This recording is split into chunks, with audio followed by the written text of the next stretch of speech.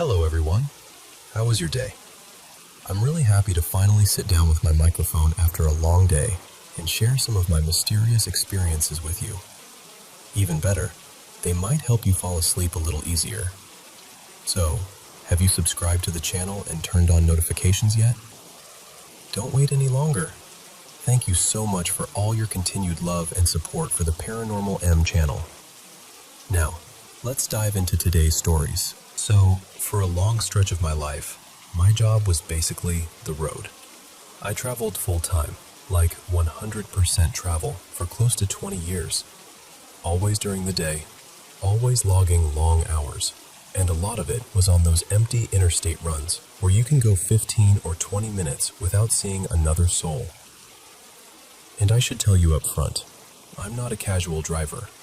I'm one of those people who's always been defensive. Maybe overly so. I'm in my late 50s now, and I've been driving this way for as long as I can remember. My mirrors are set correctly, the way safety instructors recommend, so they show what's actually beside me, not the side of my own car. I'm constantly scanning. Rear view, side mirror, repeat. Every few seconds.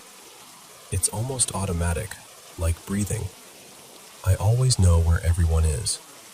That's part of why this still messes with my head. Because if this happened once, okay. Twice? Sure. 5 times? Maybe I'm tired. Maybe my brain filled in a gap. Maybe I got spooked by the emptiness of the road. But I'm telling you, it happened dozens and dozens of times. Over 100, easily. Enough that I stopped trying to talk myself out of it. Here's what would happen. I'd be driving one of those long, lonely stretches, sometimes 10 or 20 miles with no exits, no on-ramps, nothing. I'd be totally alone out there, just me and the road, and I'd know it. Because I'm checking my mirrors constantly, and I'm not seeing headlights, I'm not seeing movement, I'm not seeing anyone gaining on me from behind. Nothing. And then, suddenly there's a vehicle right there. Not fully beside me, but almost in my blind spot. Close enough that my stomach would drop, because my brain would go, "Where did you come from?" And I don't mean a car that zoomed up at 110 miles an hour and hit the brakes to pace me. I'm usually on cruise, steady speed, always a little over the limit, like 8 or 9 over. Enough to keep moving, not enough to get pulled over. If someone is coming up behind me, I'll see them long before they reach me. That's not arrogance. It's just physics plus obsessive mirror checking. But these cars, they didn't arrive like normal cars arrive. They were just there. The first few times, I remember thinking, okay, maybe I missed it. Maybe I blinked at the wrong moment. But it kept happening in the same way. No approach in the rear view, no gradual appearance, no sense of motion from behind. Just one moment there's empty lane, the next moment there's a car pacing me like it's been there the whole time. And the weirdest part is how they'd behave once they showed up. They'd just hold steady. Same lane, same pace. If I sped up a little, they didn't surge to match me like a normal driver might. They didn't fall behind. They'd just remain, like they were locked into a track. Sometimes I'd nudge ahead a few car lengths just so I could watch them better, and they'd still stay in that same relative position, like they were glued to a specific spot on the road rather than actually driving. And then, eventually, after 2 miles, or 10, or sometimes even longer, it would happen. I'd glance forward, like you do, because you can't stare sideways forever. Then I'd look back, and the car would be gone. Not pulling away, not changing lanes, not taking an exit, because there weren't exits. No on-ramps, no off-ramps, no other traffic swooping in to block my view. It would vanish the way people describe a ghost vanishing, like the world just corrected itself in the moment you weren't looking. 1 second, car. Next second, empty air. Sometimes I'd catch a hint of someone inside, Usually just one person, more like a shape than a face. But the glass was always wrong. That's the best way I can say it. Not tinted exactly, not opaque, but like there was this dull gray haze inside the cabin. Like the interior light didn't behave normally. With a regular driver, even at highway speed, you can pick up details. Hat, beard, a bright shirt, sunglasses, whatever. With these cars, it was almost always just a silhouette. After enough of these experiences, I started trying to explain it to myself in a way I could live with. I landed on the idea of residuals, like a replay, something that happened once and left an imprint. Like the road itself remembered a moment and kept playing it back. But even that explanation didn't quite fit, because if it were a replay, wouldn't it act like normal driving? Wouldn't it drift, or signal, or speed up, or slow down? These cars didn't do any of that. They felt fixed, like a prop on rails. And there's another layer to this, and I know how it sounds, but it's part of why I can't just shrug it off. Over the years, I've had a handful of people, total separate situations, not connected, tell me I'm sensitive, not in a vague horoscope way. Like, two different mediums I saw at different times, both told me I had the same kind of ability they did. And then, on a few random occasions in public, strangers approached me out of nowhere and said things like, "Someone wanted me to tell you something," and then they'd say the message, usually something weirdly specific and heartfelt. And then one of them looked me dead in the eyes and asked if I knew I was a medium. It's happened enough times that I can't pretend it's nothing. So, naturally, I started wondering, are those highway cars connected to that? Like, are they trying to get my attention?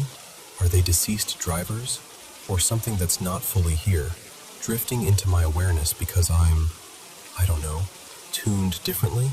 But then I'd circle right back to the same problem. If they're trying to get my attention, why do they behave like mannequins? Why don't they react? Why don't they do anything that feels like communication? And here's the part that makes me laugh at myself a little, because it took me forever to even think of it. I never tried to test them. Like, I never deliberately got in front of one and slowed way down to see if it would pass, or brake, or do literally anything. And I never got behind one and followed it while refusing to take my eyes off it. Not once. Not the way you do if you were determined to prove to yourself you weren't imagining it. Maybe because some part of me didn't want to know, or maybe because, even though I'm a careful driver, I wasn't about to do something unpredictable on an empty interstate just to satisfy a haunting curiosity. Eventually, I stopped traveling full-time, about 12 years ago now. And it's funny, because now we have all this cheap tech, dash cams, side cameras, systems that record everything around your car like it's no big deal. But back in those years, I didn't have any of that. I had mirrors and instinct, and a brain that would not stop tracking every vehicle in my orbit. Even now, though, I still catch them sometimes. It's harder in traffic, because the road is busy, and you can lose track of a car more easily when there are 5 lanes of movement. But every once in a while, I'll get that same feeling. I know where everyone is. I'm scanning like always. And then, some random sedan, like an old compact or a faded SUV, is suddenly pacing me in that near blind spot position like it teleported in. And then, moments later, it's gone again. And I know how this sounds. I do. If it had happened a couple times, I would have buried it under brains are weird. But when it happens over and over, across years, across different highways, in broad daylight, at some point you stop calling it imagination. You start calling it what it feels like. A car that wasn't there. A presence you can't quite see. A silent thing pacing you for miles until the moment you look away, and the road becomes normal again.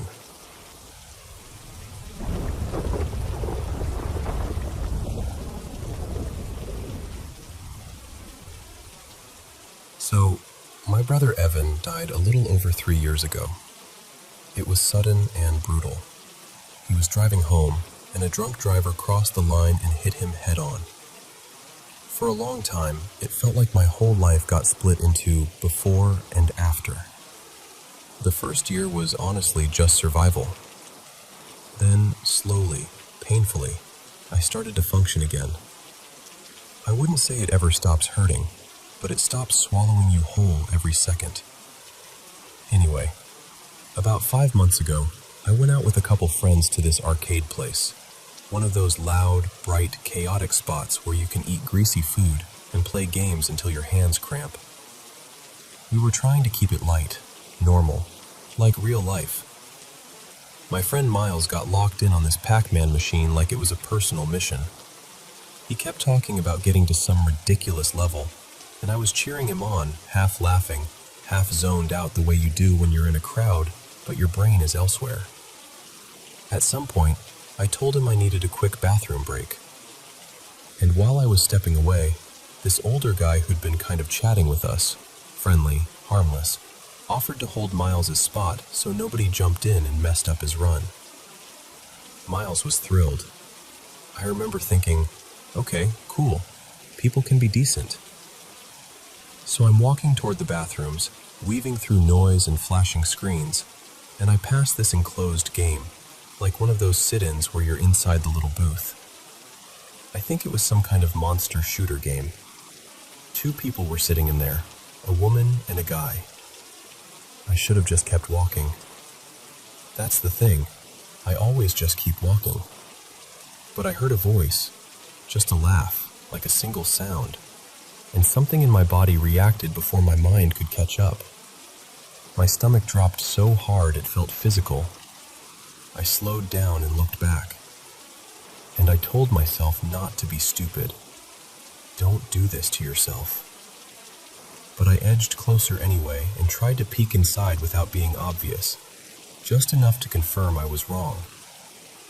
And that's when I saw him. The close-cropped haircut, the little silver hoops in his ears, the watch. Not the exact same one, but the same style, that weighty metal look. And then, the thing I couldn't explain away, the scar near the elbow, the one Evan got when we were kids and he tried to jump a fence like an idiot and sliced himself open. That scar had always been this weird little detail that made him him. My throat just moved on its own. I said his name, quiet at first, then louder without meaning to. Evan? The woman didn't even pause. She kept playing, totally focused. But the man, he tilted his head, slowly, like he heard something familiar, and he turned to look right at me. And I mean, he looked exactly like my brother. Exactly. Not kind of resembles him, not same vibe, not maybe if you squint. I mean the same face, the same shape to his mouth, even that slightly tired set to his eyes. But there was no warmth in him, no recognition, no expression at all. He just stared at me like I was a stranger who'd said something weird. And I don't know why, I still don't know why, but my body hit panic and I just left. Like I turned around and walked fast, almost running, back to where my friends were. Miles looked up like, what happened? And I told him, we need to go, like, now. We ordered a ride, but it wasn't going to be there for a few minutes, so we were going to wait inside near the entrance. And my friend Tessa, trying to be helpful, said maybe I should go splash water on my face, use the bathroom again, breathe for a second. She said she'd stand outside the door so I didn't feel alone. So I did. I went into the bathroom, and I remember gripping the sink and turning on the water too hard. My hands were shaking, and I kept telling myself, you're fine. You're fine. You just got triggered. It's grief. It's your brain doing its thing. I'm washing my hands, staring at my own face in the mirror like I'm trying to force myself back into reality. And then someone else walked in. I heard the door. Footsteps. The sound of another faucet turning on right beside me. I looked up. And there he was again. Evan's face. Evan's profile. Evan's exact everything. For a second, I actually stopped moving, like my whole body forgot what it was doing. My hands were still under the water, but I wasn't washing them anymore. I was just frozen. He kept washing his hands like nothing was happening, and then he glanced at me. Just a quick look at first, then another, longer one. Not friendly, not confused, just this calm, flat attention. Like he was aware of me, but not with me. Everything about him lined up. The scar, the watch, the way he stood, a little forward in the shoulders. Even the way his hairline met his forehead. It was like someone had taken my brother and copied him. Time got weird. It felt like forever. I swear it felt like I was stuck in that bathroom for an hour. But it was probably 2 minutes. He turned the water off. He dried his hands. And he walked out without saying a word. I stood there so long after he left that the automatic sink shut off on its own. When I finally walked out, Tessa and Miles were both like, "You okay?" And they did mention that a guy had come out a moment before me. They weren't really paying attention to his face, but Miles said, "I did notice his watch though, like a shiny silver one." Which made me feel worse, honestly, because it meant I didn't completely invent it. At least not the watch. Ever since that night, I've run the same questions through my head so many times it's exhausting. I know people hallucinate when they're grieving. I know our brains can fill in blanks. I know doppelgangers exist. I know coincidences happen. But why did he turn when I said my brother's name? Why did he look right at me like he heard it? And why, of all places, did he walk into that bathroom at that time? I tried to tell my mom, but she wouldn't even let me finish. She got this tight look on her face, like she was protecting herself from hearing it. She told me she thinks I need therapy because clearly I haven't healed properly. My friends, they don't know what to do with it. Sometimes they joke like, maybe you saw a ghost, and they laugh like it's a scary movie. But even they admit the watch detail sticks with them. And me? I don't know what I believe. All I know is this. I'm sure my brother is gone. I'm sure it wasn't actually Evan. But I'm also sure that for a few minutes in a crowded arcade bathroom, I was looking at someone who was wearing my brother's face like it belonged to him.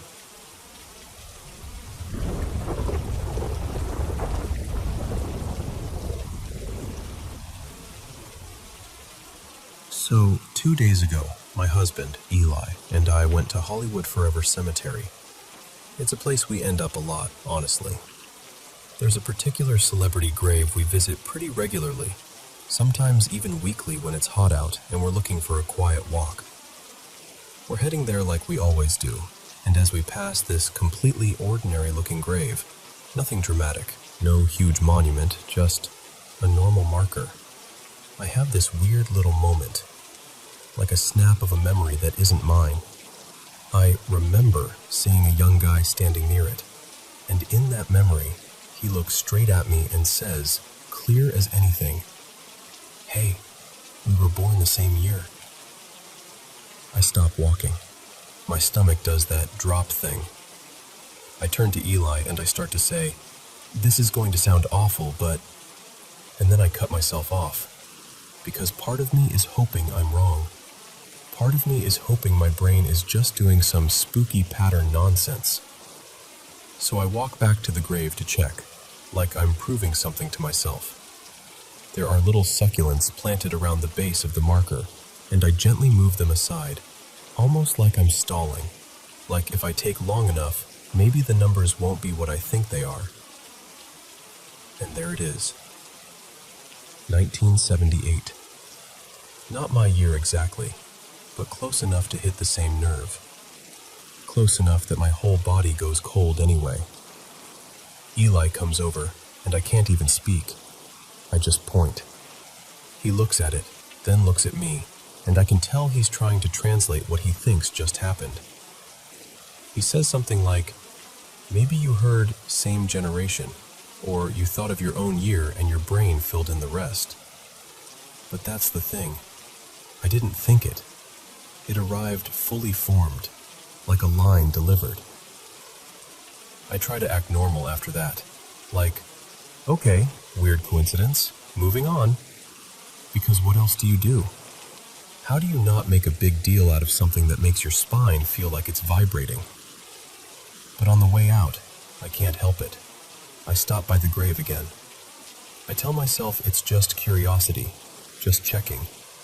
But the truth is, the air around it feels worse, thicker, like the space is irritated with me. This time I ask Eli to hang back, because I have this sudden, very specific feeling that his presence isn't welcome. Not because he's done anything, but because he can't sense what I'm sensing. Like I'm the only one being addressed, and bringing a witness is rude. I step closer, and it's hard to explain this without sounding unhinged, but it feels like the young man, who I only saw in that delayed memory way, was asking me something. Like, are you going to turn me into a story? Are you going to make a thing out of this? And I felt myself answering, quietly, no, I'm not trying to do that. But I didn't feel believed. It felt like the connection, whatever it was thinning, cutting out, like a phone call about to drop. And right before it went dead, I got this sharp impression. Don't tell people. Which is ridiculous, right? Because I'm standing in a cemetery basically negotiating with a vibe. But that's what it felt like. And I should probably explain. As a kid, stuff like this wasn't rare for me. Not in the Hollywood ghost movie way. I didn't see full-bodied apparitions walking around. It was more like I'd have an experience, and then seconds later it would show up inside my head as a memory. Like my brain was recording something my eyes didn't fully catch. Then, when I was about 9, at summer camp, I had this counselor, older kid, probably high school, who made me a target. Not because I was disruptive, but because I wasn't interested in sports. I'd sit off to the side and do silly little tarot readings for other campers instead of caring about drills. One afternoon, before softball practice, that counselor told a couple of boys to teach me a lesson before he even walked over. And they did. Not like movie fighting, like real, humiliating, chaotic kid violence. It got stopped quickly, thank God. Someone saw. I got hauled to the nurse, then to the camp office. My parents came storming in furious, threatening legal action, the whole thing. The camp folded fast. The counselor was fired. They offered my camp fees covered for future summers. Hush money vibes, honestly. But the part that stuck with me wasn't the paperwork. It was the ride home. Because my parents, after all that, still somehow turned it into my fault. Like if I hadn't been weird, none of it would have happened. And that night, I took my tarot cards, my stupid little comfort object, and I threw them away. Not in a trash can. I shoved them down this old incinerator chute, like I was trying to erase the entire part of myself that wanted to believe in anything unseen. And it worked, sort of. I grew up and became a hard skeptic. The kind of adult who rolls their eyes first, explains later. I buried everything. I forgot what it felt like to have that kind of sensitivity, or at least I convinced myself I did. But now, 2 days after the cemetery, I can't shake it. I told one friend, my friend Jonah, because I needed to say it out loud to someone who wouldn't freak out. His reaction was basically, huh, that's creepy. And then we moved on. Nothing dramatic. Then later today, I'm sitting with Eli watching a movie. I'm fully engaged, relaxed, not even thinking about the cemetery anymore, and I see something. It's hard to describe. It's not like a glare or a reflection. It's this symmetrical shape of light, almost crystalline. like a solid object made entirely of brightness. Clean edges, too precise to be random. It hangs there in my vision for a moment like it belongs. I immediately ask Eli, "Do you see that?" He says no. And the second he says no, it disappears, like it hurt him. And then my glasses fog up. Not like normal fogging where you breathe wrong and they haze over. They filled from the bottom up, like a tide. I take them off, rubbing the lenses, and I ask him to turn on the light in the room.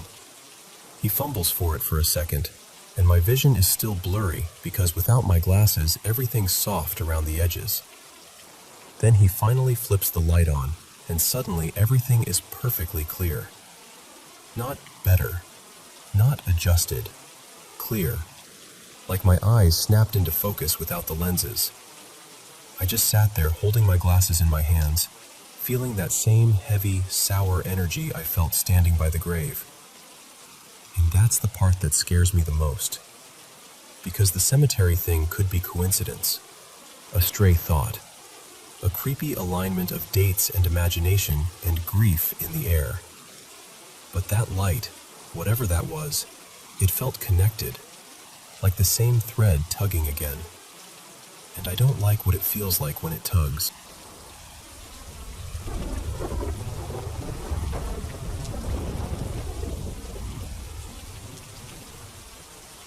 So, I've gone back and forth on whether I even want to tell this story out loud, because it still makes me feel a little foolish. Not because it didn't happen, because it did, but because there's no neat way to explain it.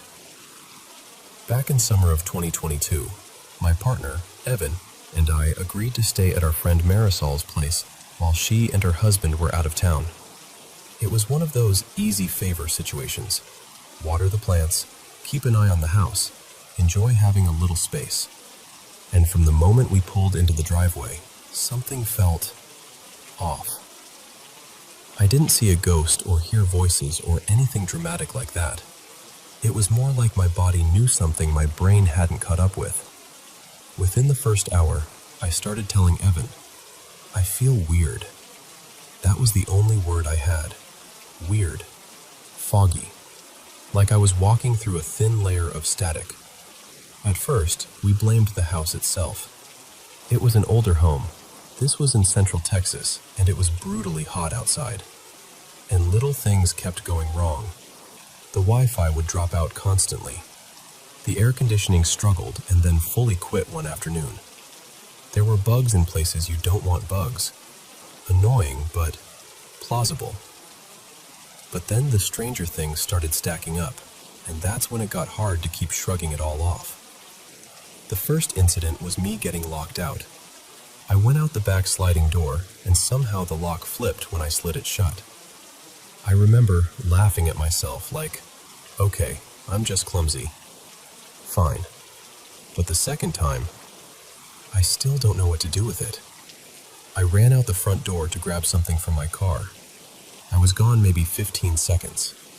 When I came back, the deadbolt was turned, locked, like someone had calmly reached over and locked it behind me. Evan was in the shower. Nobody else was there. I just stood on the porch, sweaty, holding my keys, staring at the door like, how? And here's another weird detail. My period, which is usually extremely regular, just didn't show up. It was late enough that I actually bought a pregnancy test, which for me is not normal. I kept thinking, okay, stress, travel, heat, whatever. But it felt different than a normal off month. My body felt like it wasn't syncing up with itself. The freakiest part was how clearly I could track the feeling to the house. If we left to get coffee or run errands, I'd feel basically normal again. We'd pull back into the neighborhood, and I'd start getting that cloudy sensation. By the time we were inside, it was like someone had draped a heavy blanket over my thoughts. Not sadness exactly. More like my nervous system was bracing for something I couldn't see. One evening, we had Evan's friend Tasha stop by to pick something up. We were all standing near the hallway, chatting, and she suddenly paused mid-sentence and went, Did you feel that? We all did. It was this cold gust, like someone opened a freezer door inside the house. Except the air conditioning was out at the time, and outside it was well over 100 degrees. That cold wasn't nice cold. It felt wrong, sharp, sudden, and specific, like it had intention. We laughed it off, because what else do you do? But the laugh was thin. Then came the thing that still makes my stomach drop. One morning, Evan woke up and said his shoulder hurt. When he rolled over, there was a red handprint on the back of his shoulder, like someone had grabbed him. And it wasn't a vague mark. It was so clear it looked staged. The scariest detail was that there were little blister-like spots at the ends of 3 middle fingers, like pressure points. That was the point where the rational explanation started running out, and the denial started feeling like a choice. We finally decided, okay, we're leaving. Hotel. Now. As we were packing up, the lights in the hallway, right around the spot where the cold gust happened, started flickering. Not the whole house, just that area, like someone was tapping a dimmer switch. And even trying to book the hotel felt bizarrely difficult. The website wouldn't load. The confirmation wouldn't go through. Our phones kept glitching. It was one of those sequences where you keep saying, "Why is this so hard?" And then you realize you've been saying it for 20 minutes, and you're both irritated and tense, and you can't even explain why. When we finally got to the hotel, I took a shower immediately. Like the second the door shut behind us, I just wanted the day off my skin. And I'm not exaggerating when I tell you, within an hour of being there, after the shower, I felt like my head cleared, and my period started. Just started, like my body exhaled. For a long time, Evan and I didn't even call it anything. We weren't haunted house people. We didn't grow up with that belief, and we weren't looking for a spooky story to tell at parties. It was only later, when we replayed the whole week, lockouts, the foggy feeling, the cold gust, the handprint, the flickering lights, that we finally said the quiet sentence, "Do you think something was wrong with that house?" Here's the twist, too. Marisol and her husband never mentioned anything strange. Not once. They stayed in that home for over another year after that and loved it. They have such warm memories from that time, and we never told them. We didn't want to plant something in their heads. We didn't want to sound dramatic, so we swallowed it and moved on. Except, I didn't move on.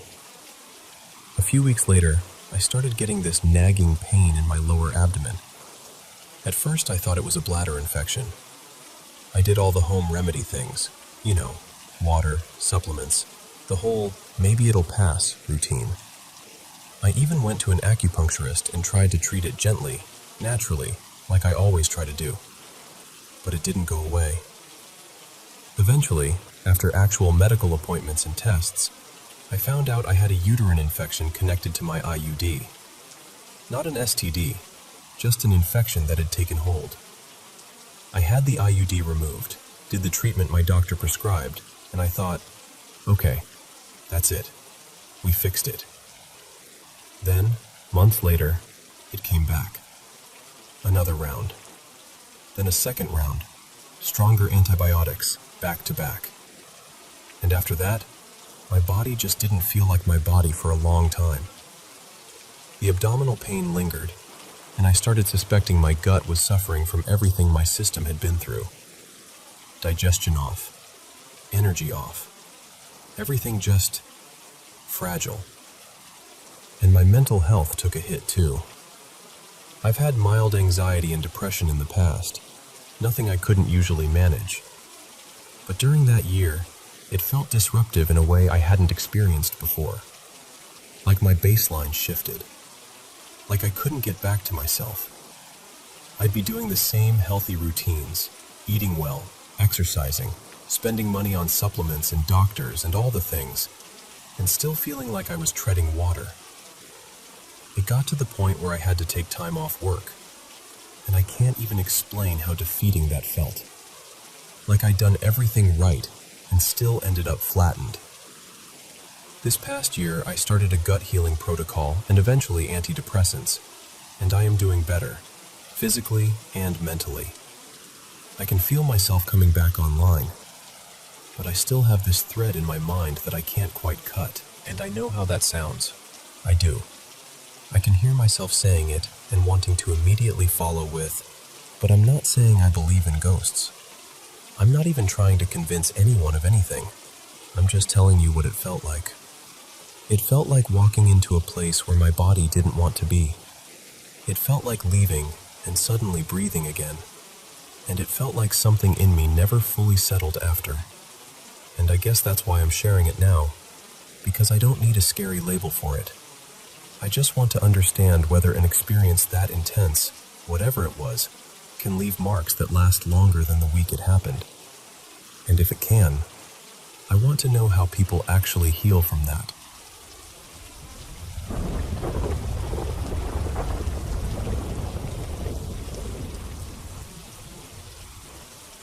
So, these are some of my very first memories. They're not in perfect order because this was over 30 years ago, and childhood memories are kind of like that, little snapshots in a shoebox.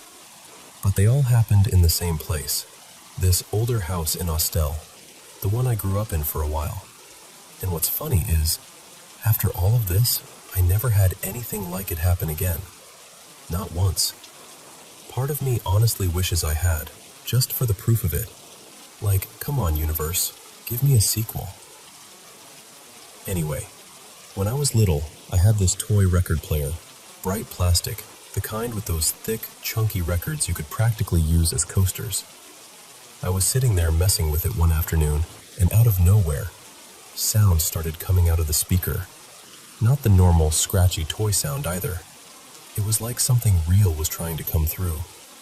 I can't remember what it was saying or playing, only that it wasn't supposed to happen. It lasted maybe a few seconds, and then it stopped like nothing happened. I tried so hard to make it do it again. I pushed buttons, swapped records, smacked the side like that would help. Nothing. Just dead silence. At night, sometimes after everyone was asleep, I'd hear dishes clink together in the kitchen. Real subtle, like someone was carefully stacking plates, but nobody ever got up. I'd lie there listening, feeling that weird mix of curiosity and, I should not be hearing this. My bed was positioned so I could see straight down the hallway if I turned my head just right. And one night, I'm lying there, staring into the dark like kids do, when something peeks around the corner of the doorway. A skeleton. Not like a Halloween decoration, not like a silly cartoon, just a pale, bony face and a hand, leaning out, looking straight at me. And then it lifted its hand and gave me this little wave, like we were neighbors. And I just watched it. I didn't even scream. I was too young to fully understand what should scare me. Another night, I was asleep on my stomach, and I felt a hand drag down my back, like a slow clawing motion. Not hard enough to hurt, but firm enough to snap me awake. I remember freezing, holding my breath, and then doing that thing kids do where you convince yourself if you don't move, you'll be fine.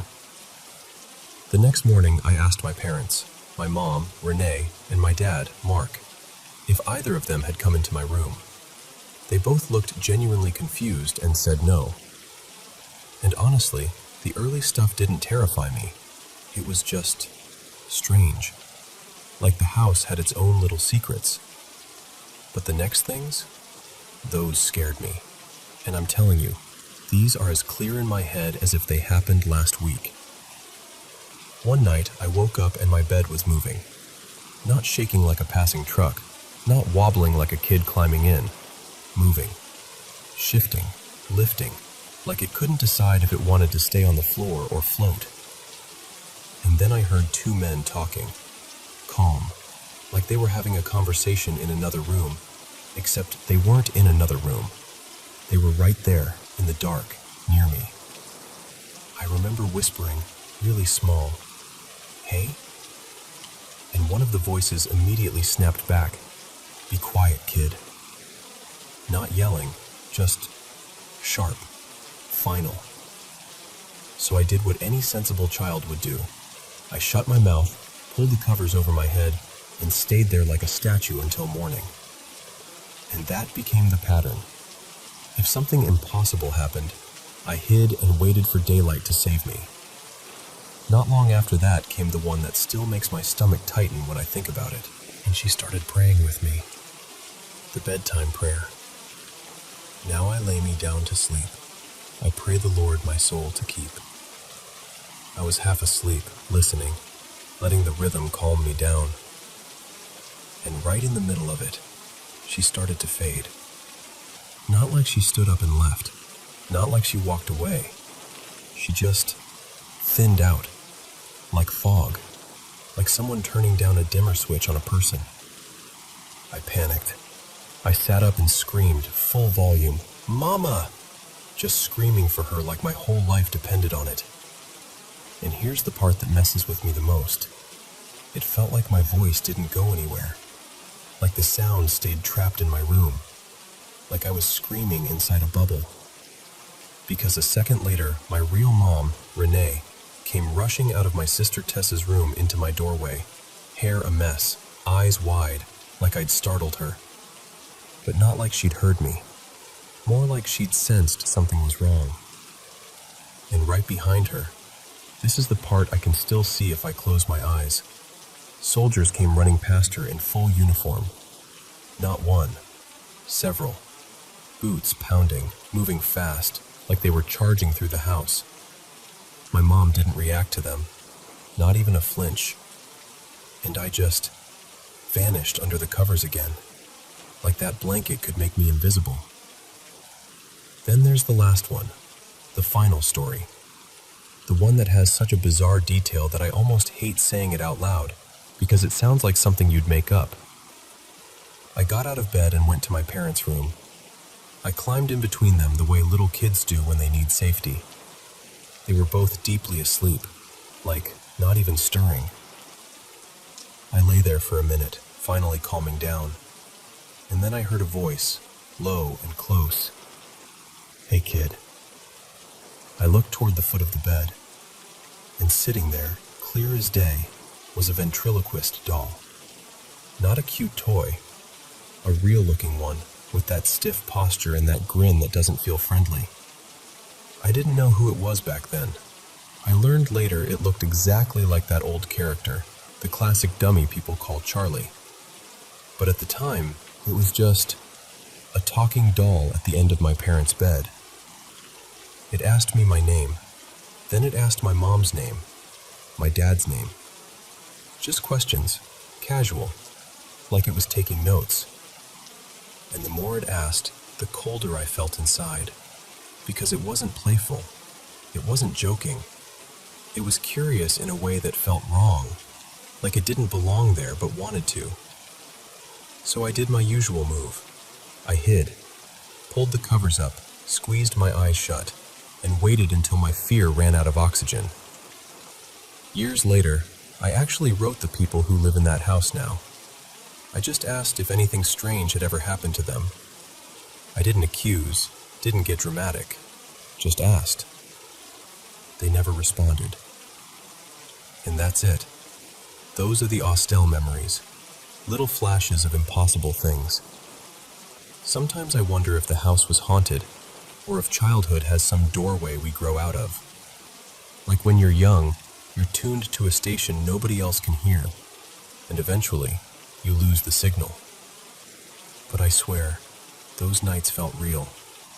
And even now, telling you this, I can still feel exactly what it felt like to pull that blanket over my head and pray morning would come faster.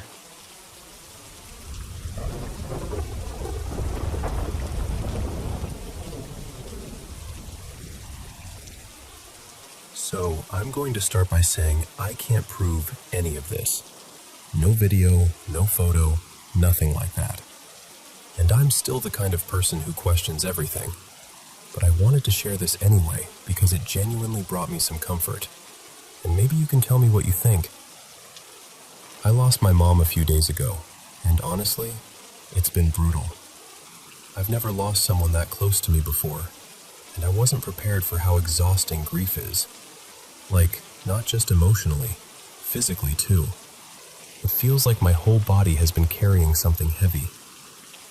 I had a therapy session today. I usually do them online because it fits with work, but since I'm on bereavement leave, I did it from my living room. And I ended up walking my therapist through everything. What happened leading up to my mom passing, and then the weird, hollow aftermath, where the world keeps moving, even though you feel completely stopped. At one point, I surprised myself by saying out loud what I've been quietly begging for. I just wanted some kind of sign. Anything. I wanted her to let me know she was okay, and I wanted her to know I love her. And here's the part that's hard to explain without sounding, dramatic. But I told my therapist I also wanted my mom to know I forgive her. Her and I weren't perfect. There were old hurts, complicated stuff, the kind of things you shove down and pretend don't sting. But in that moment, none of it mattered. I didn't want bitterness to be the last thing hanging between us. I just wanted her to know I don't hate her. I never did. I miss her. I love her. That's it. So we're in the middle of this. My voice is shaky. I'm trying not to cry too hard. And then I start hearing this sound. It was like a sharp clicking, almost like someone flicking a light switch up and down over and over, kind of aggressively. It was so distinct that I stopped mid-sentence and said, "Maya, hold on. I need to see what that is." I got up and followed it through the house, and it kept going. Click, click, click, like it wanted my attention. I traced it all the way to an open window. And sitting outside, right on the ledge, was this big crow. It was loud, too. It was making a racket, bobbing around, tapping at something with its beak. Just making itself impossible to ignore. And I know this sounds small, but it hit me immediately because I've lived here for almost 3 years, and I swear I've never seen a crow anywhere near my place. Not once. Maybe I've heard distant birds, sure, but not a crow right there, basically announcing itself. It stayed for less than a minute, and then, just like that, it was gone. I stood there for a second, kind of frozen, and then I went back to my laptop, still feeling weirdly stunned. I told my therapist what happened, and I said something like, "I know crows can be associated with death, but I'm pretty sure there's more to it than that." So I grabbed my phone and looked it up. Just a quick search, nothing deep. And the first thing that popped up said something along the lines of, "Crows are believed to be spiritual messengers." I stared at the screen for a long second, because the timing felt so specific. Like it wasn't random. Like it happened right when I said, out loud, that I wanted a sign. Right when I said I wanted my mom to know I loved her and forgave her. Right when I asked for anything. And listen, I know coincidence exists. I know grief makes you look for meaning. I know a bird can just be a bird. But I can't shake how it felt in my chest in that moment. Not scary, not ominous, just almost like a firm little nudge. Like, "Hey, I'm here. I heard you." Because I'll tell you this, after that crow showed up, something in me loosened. I've felt calmer. Not fine. Not over it. Not even close. But calmer in a way I haven't felt since she died. Like my body unclenched a little. Like I could breathe without fighting for it. So I'm sharing this because I honestly don't know what to make of it, and I'd really love to hear what you think. Do you think that was a sign? Or do you think it was just a strange, perfectly timed coincidence?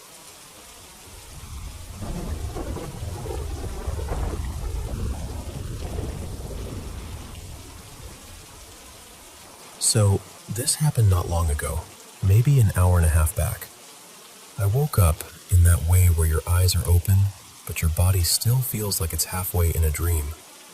I was unsettled and a little scared, but not panicky. Just that sharp, alert kind of fear. Like my system was telling me, something's off. Be ready. I can't remember the dream clearly, but I'm pretty sure it was tangled up with this novel I've been reading lately. The tone of it, you know? Like the book leaked into my sleep. And here's the weird part. I think I woke up because I heard a shout. Except it wasn't a real sound in the room. It felt like it came from outside the dream, but also not from the waking world. I know that's a strange thing to say. It was more like a jolt of, "Hey!" that landed in my head and snapped me awake with this instant sense that I needed to defend myself from something.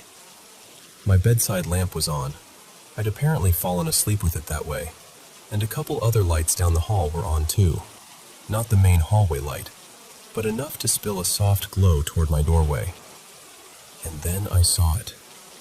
Right in the doorway, hovering maybe chest height, like 4 feet off the floor, there was this red thing.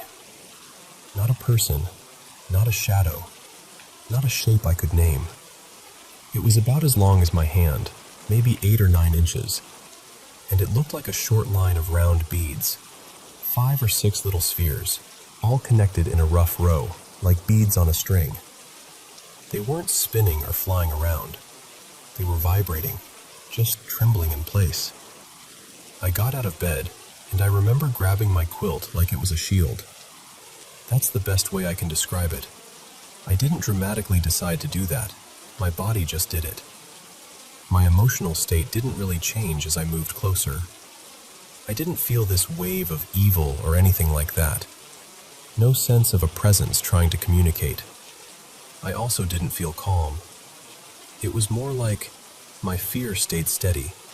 And then there was the extra fear that comes from adrenaline, because I was now standing up and moving towards something I didn't understand.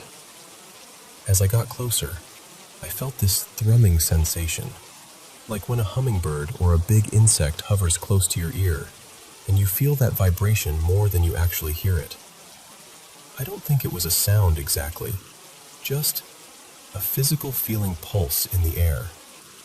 The color was a maroonish red, somewhere between a cherry and a dark crayon red. Not bright like neon, not dark like dried blood. It gave off this faint impression of glowing, but it wasn't lighting anything around it. The room didn't get brighter. It was just slightly self-lit looking, like it had its own quiet intensity. I edged forward into the hall, and by then it had drifted, slowly, casually, like it wasn't in any hurry, into the space around a folded step stool that was leaning there. Still hovering, still vibrating. So I did the most practical thing I could think of.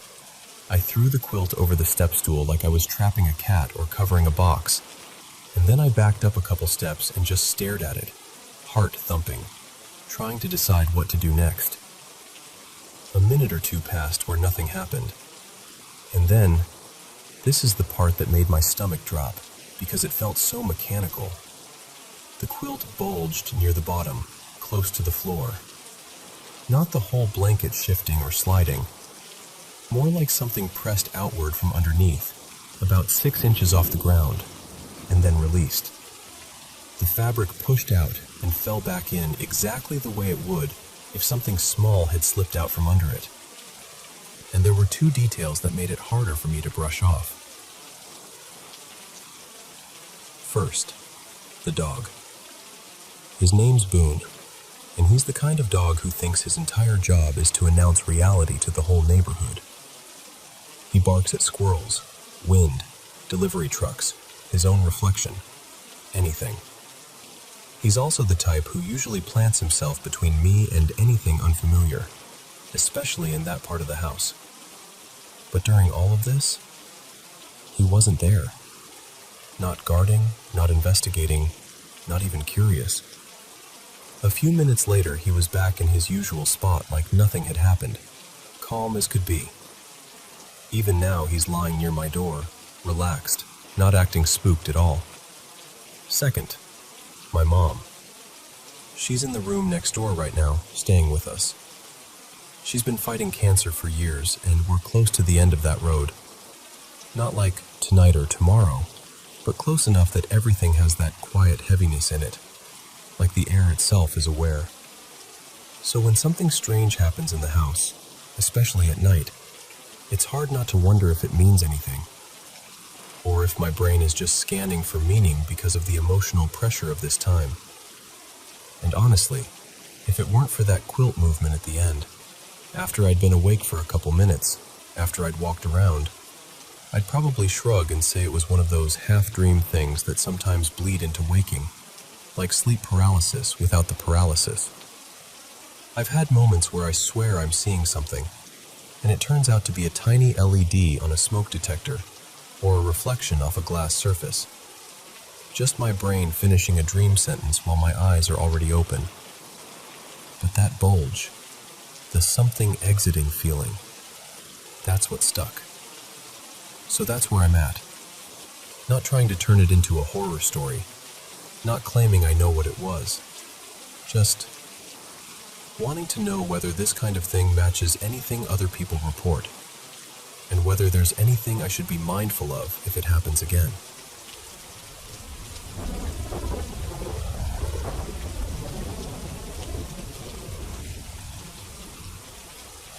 So, for a stretch of time, I had this job cleaning a library before it opened, like way before it opened.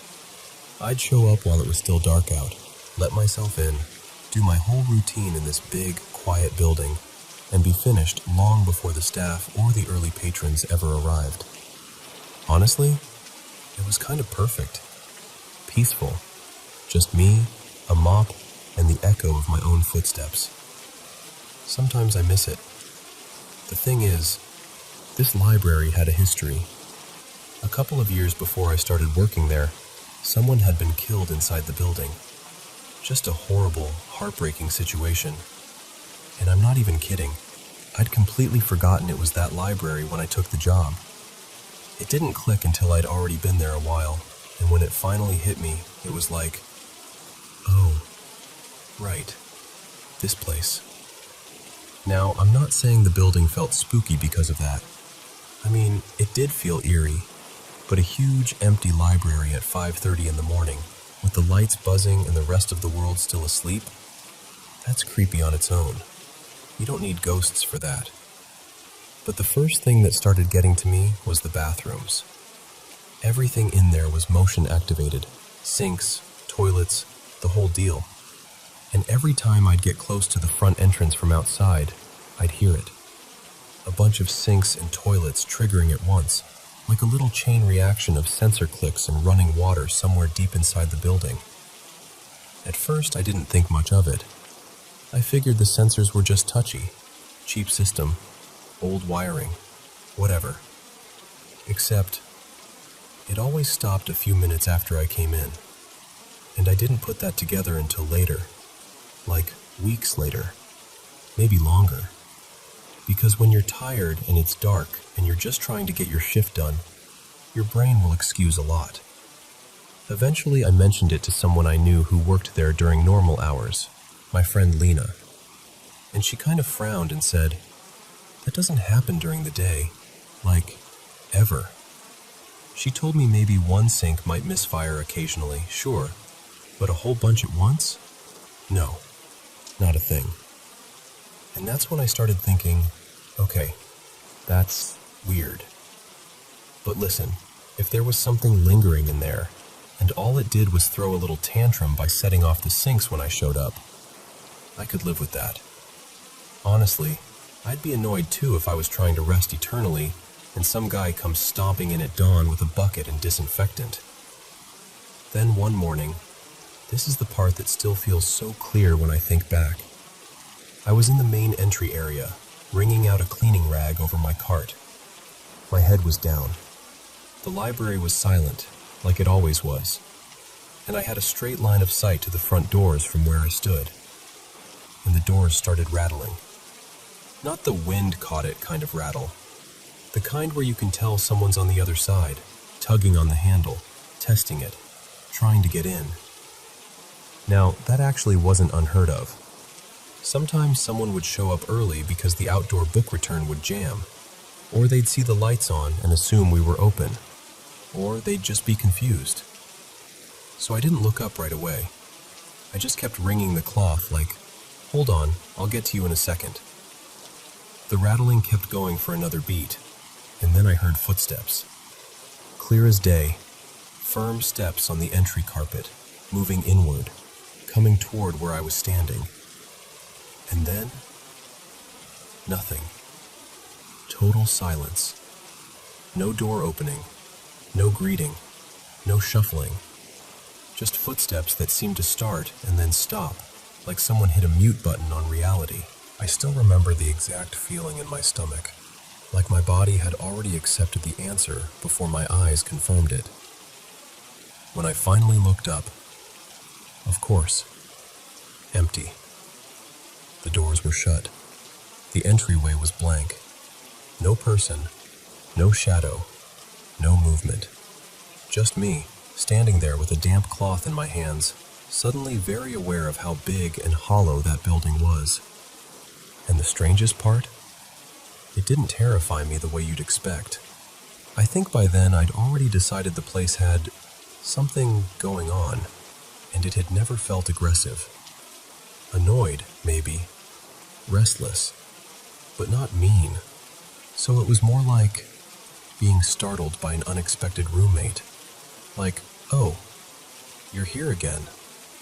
Still, it messed with my head for the rest of the shift. And just to be totally clear, there's no way it was a person. I never heard the door open, and even if someone had quietly slipped in, it wasn't a huge library. I would have run into them. There's just no way someone could enter, walk toward me, and then vanish without me seeing them or hearing anything else. Later, I was talking about it with another friend, Miles, and he got this look on his face and went, "Okay, that's wild," because I had something similar happen. He told me that once during his shift, he was cleaning near the restrooms and heard someone come into the bathroom. Like the door, the steps, the whole thing. He waited, thinking they'd need privacy, and then a minute later he heard the door again, like they'd left. So he went over, expecting to see someone heading down the hall. Nothing. Empty hallway. Empty bathroom. No one anywhere. And that was the moment where I just kind of sat back and went, "Yeah, okay, so it's not just me." So, yeah. For a while, I cleaned a library before sunrise, in a building that had tragedy in its past, and the place would wake up in strange little ways when I arrived.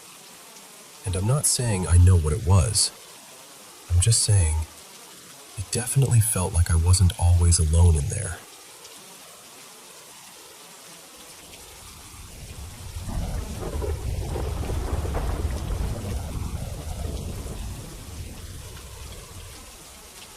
Okay, it's going to be a long night, so let me just tell you about the first time I ever had something paranormal happen to me. I grew up in Louisiana.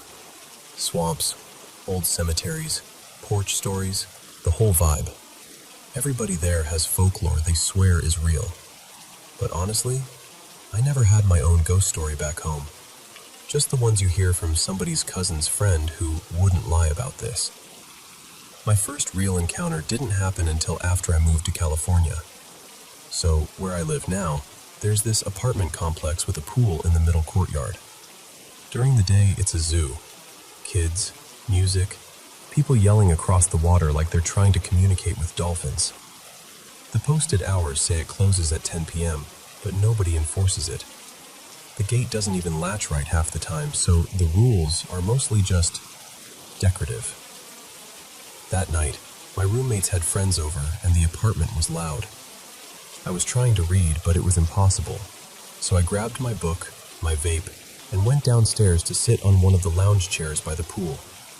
Just me, the night air, and the kind of quiet you only get when most people are asleep.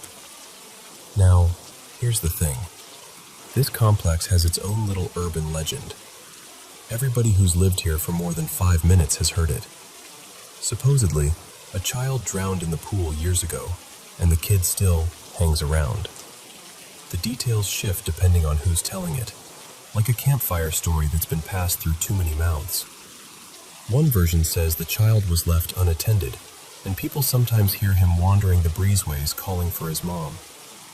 In that story, they call him Eli. Another version is darker. The kid was hurt on purpose by a mother's violent boyfriend, and some residents claim that around the late hours, you can hear a tiny voice begging for help. And then there's the version that almost sounds playful. A security guy told someone the spirit acts like a little prankster, misplacing things, tapping on doors, and sometimes you'll hear this small giggle like it's hiding behind a corner. Do I believe any of that? I didn't want to. I even looked it up because I'm that person. No public record of a child drowning here, but I did find a drowning at a different complex nearby with a similar name. Different circumstances, different age. So I figured it was probably just neighborhood myth, you know? Stories getting mashed together over time. Anyway, it's late, like somewhere between 11 p.m. and midnight. I'm sitting there reading, taking pulls from my vape, feeling relaxed for the first time all day. And then I hear it. A giggle. Not loud, not obvious, just faint. Like it drifted through the air for half a second and landed right behind my ear. I froze, but I didn't immediately go full horror movie brain. I told myself, it's probably nothing. Someone's out walking, maybe a teenager. Maybe the sound carried weird. So I try to keep reading. A couple minutes pass, and I hear it again. Another little giggle. Same tone, same place, like it's coming from somewhere behind me. And right as I'm starting to feel my skin crawl, the shrub line behind the lounge chairs rustles. Not a gentle rustle either, like something pushed through it. I stood up immediately. I didn't even bookmark my page, just snapped the book shut like, nope, I can live without knowing what happens next chapter. And I'm trying to be rational, right? We've got big lizards around here. I've seen fat raccoons too. Any of that could have rattled the bushes. Wet footprints. Little ones. Leading away from the pool area and into the small utility room where they keep the towels and cleaning stuff. And I'm standing there, staring at these footprints, like my brain is trying to decide whether to believe what my eyes are telling it. Then I hear a voice. High-pitched. A child's voice. Close. Hey, come here. No, absolutely not. I did the exact opposite. I backed up, turned, and walked as fast as I could without full-on sprinting, because in my head I'm thinking, don't look crazy, just leave, just go. But here's the part that still messes with me. As I made my way back toward my building, I could still hear that giggling, like it followed me, like it was right behind me, just out of sight, laughing because it knew I was scared. And I didn't get the feeling of innocence. That's what I can't explain. It didn't feel like a kid playing. It felt mean. Like whatever it was wanted a reaction. Like it wanted me to turn around. Like it wanted me to feel small and cornered, even out in the open air. Now listen, I know the obvious explanation is that it could have been an actual child. But it was so late, and the voice sounded young. If there really was a kid out there at midnight, barefoot and wet, hiding around utility rooms, then somebody needs to be asked some serious questions. And maybe that's all it was. But I'll tell you this, when I got inside, locked my door, and finally exhaled, my hands were shaking. And I've tried replaying it 100 different ways, trying to make it make sense. I'm open to interpretations. I really am. I just know what it felt like. And whatever was out there that night, it didn't feel like it was just passing through. It felt like it was enjoying it.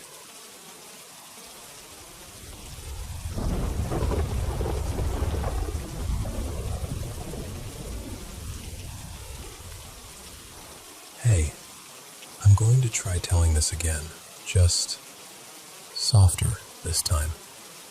I really do need advice, not judgment, especially about apps or anything that could help me document what happened.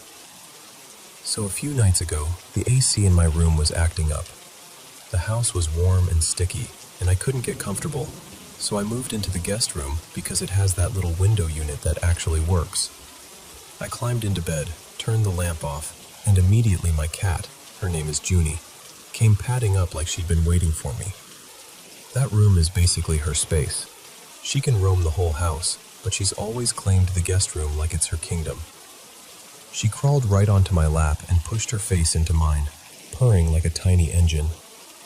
I was laughing quietly, rubbing her cheeks, letting her boop her nose against mine. The curtains were open on the big picture window behind the bed, so even with the lamp off, the room wasn't pitch black. I could still make out the shapes of things. Let me paint the layout, because it matters. It's a full-size bed.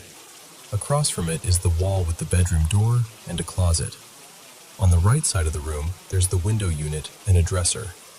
On the left side, right beside the side of the bed where I was lying, there's the bathroom door, an old cedar chest with a couple books stacked on top, and a small second closet. Junie was purring in my face, and I was giggling, and then something near the cedar chest caught my eye. I turned my head, kind of lazily at first, and I saw what looked like a person standing there, only about 3 feet away from the bed. Their back was to me. They had long, thick hair, like heavy hair, the kind that holds its shape. It looked uneven, like it had choppy layers. The hair went down to about their waist, and the height, maybe 5'6"? Not super tall, but not small either. And then the part that keeps looping in my brain. From the hips down, the legs just faded, like the lower half wasn't fully there. Here's the weird thing. I wasn't terrified. I know how that sounds, but it's true. I felt calm. Confused, but calm. Like my brain was trying to solve a puzzle instead of panic. I just stared. I honestly stared for a long time. Maybe 30 seconds, maybe longer, waiting for it to click. Waiting to realize, oh, it's a coat, or it's a shadow, or it's the curtain doing something weird. Because that's what logic does, right? It tries to save you. But it didn't shift. It didn't dissolve into anything normal. It stayed exactly the same. A person-shaped figure, back turned, hair to the waist, fading at the legs. So I reached over to my nightstand where my phone was, thinking, fine, I'll just turn on the screen light. I'll see what this actually is and laugh at myself. I tapped the screen on, and instantly the glow ruined my night vision. The bright rectangle basically turned into a little spotlight in my face, and suddenly, I couldn't see past it the way I could before. And that's when my heart started to go. I fumbled for the lamp switch beside the bed. My fingers felt clumsy, like they belonged to someone else. I clicked it on. Light flooded the room, and there was nothing there. No hanging clothes, no object tall enough to make that shape, no weird lamp shadow angle, no curtain doing anything dramatic. The space by the cedar chest was just empty floor and furniture. Normal, ordinary, nothing. And that's when I finally got scared. Not when I saw it, when I didn't. Because if it had been an illusion, there should have been something, anything, to explain why my eyes made that exact image. But there wasn't. The next day, I told my cousin. She's also my roommate. It's her house. When I described it, her face just drained, like someone pulled the plug. And she said really quietly, "You know, my sister's boy used to sleep in that room." I swear I felt cold crawl up my back. because I had forgotten for a second. He's been gone for a few years now. His death was tragic. He was so young, and the details, God, the details, lined up in a way I didn't want them to. The height, the hair, even Junie. She used to be his cat. She adored him. I haven't slept in that room again. It's hot as anything in the house, and I'll still choose discomfort over going back in there right now. My cousin told me something else that made my stomach twist. She said that night she heard me making noises, like I was talking, and at one point I sounded like I was yelling in my sleep. I don't remember that part, but I believe her.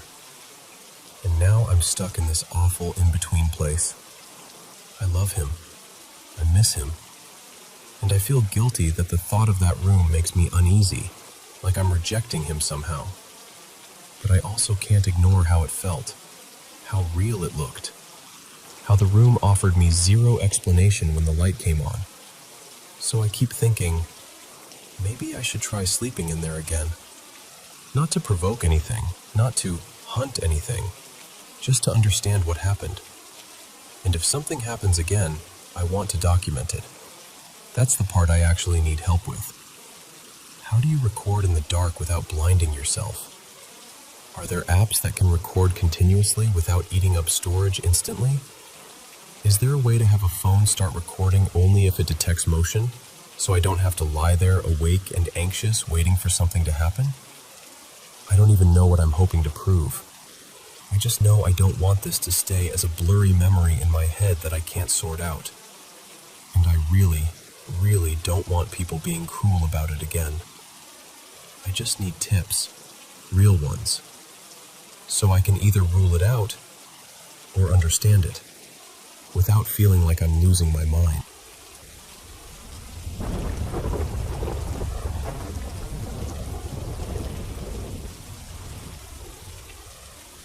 Hey, can I tell you something that's been sitting in my chest for years?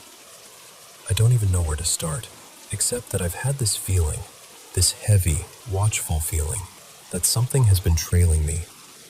Not just me either, like it found my family and never fully let go. It really began when I was about 8.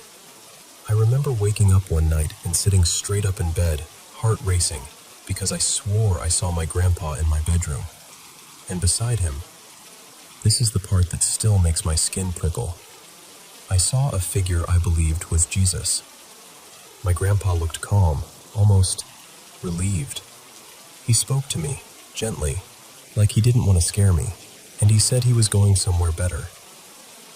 The next morning I told my mom, still half shaking, and she went quiet in a way I didn't understand. Later that day, we found out my grandpa had died, and that it had been the day of his funeral.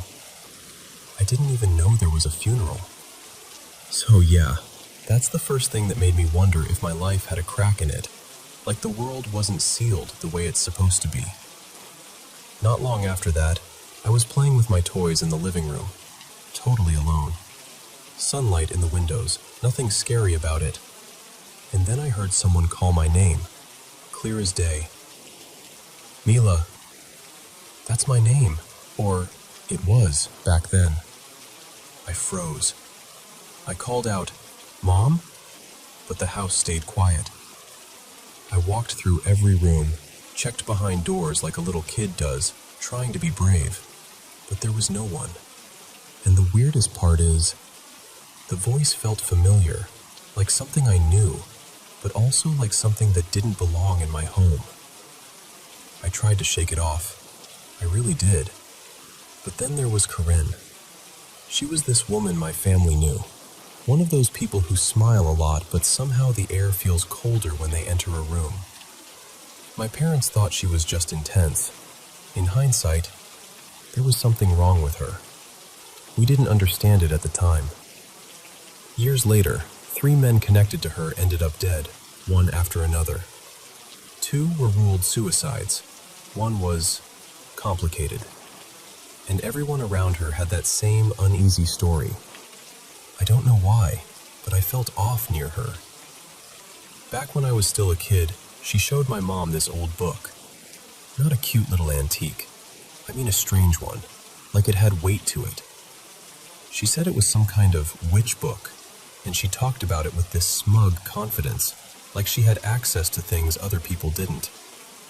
And then she gave us a gift. A wardrobe.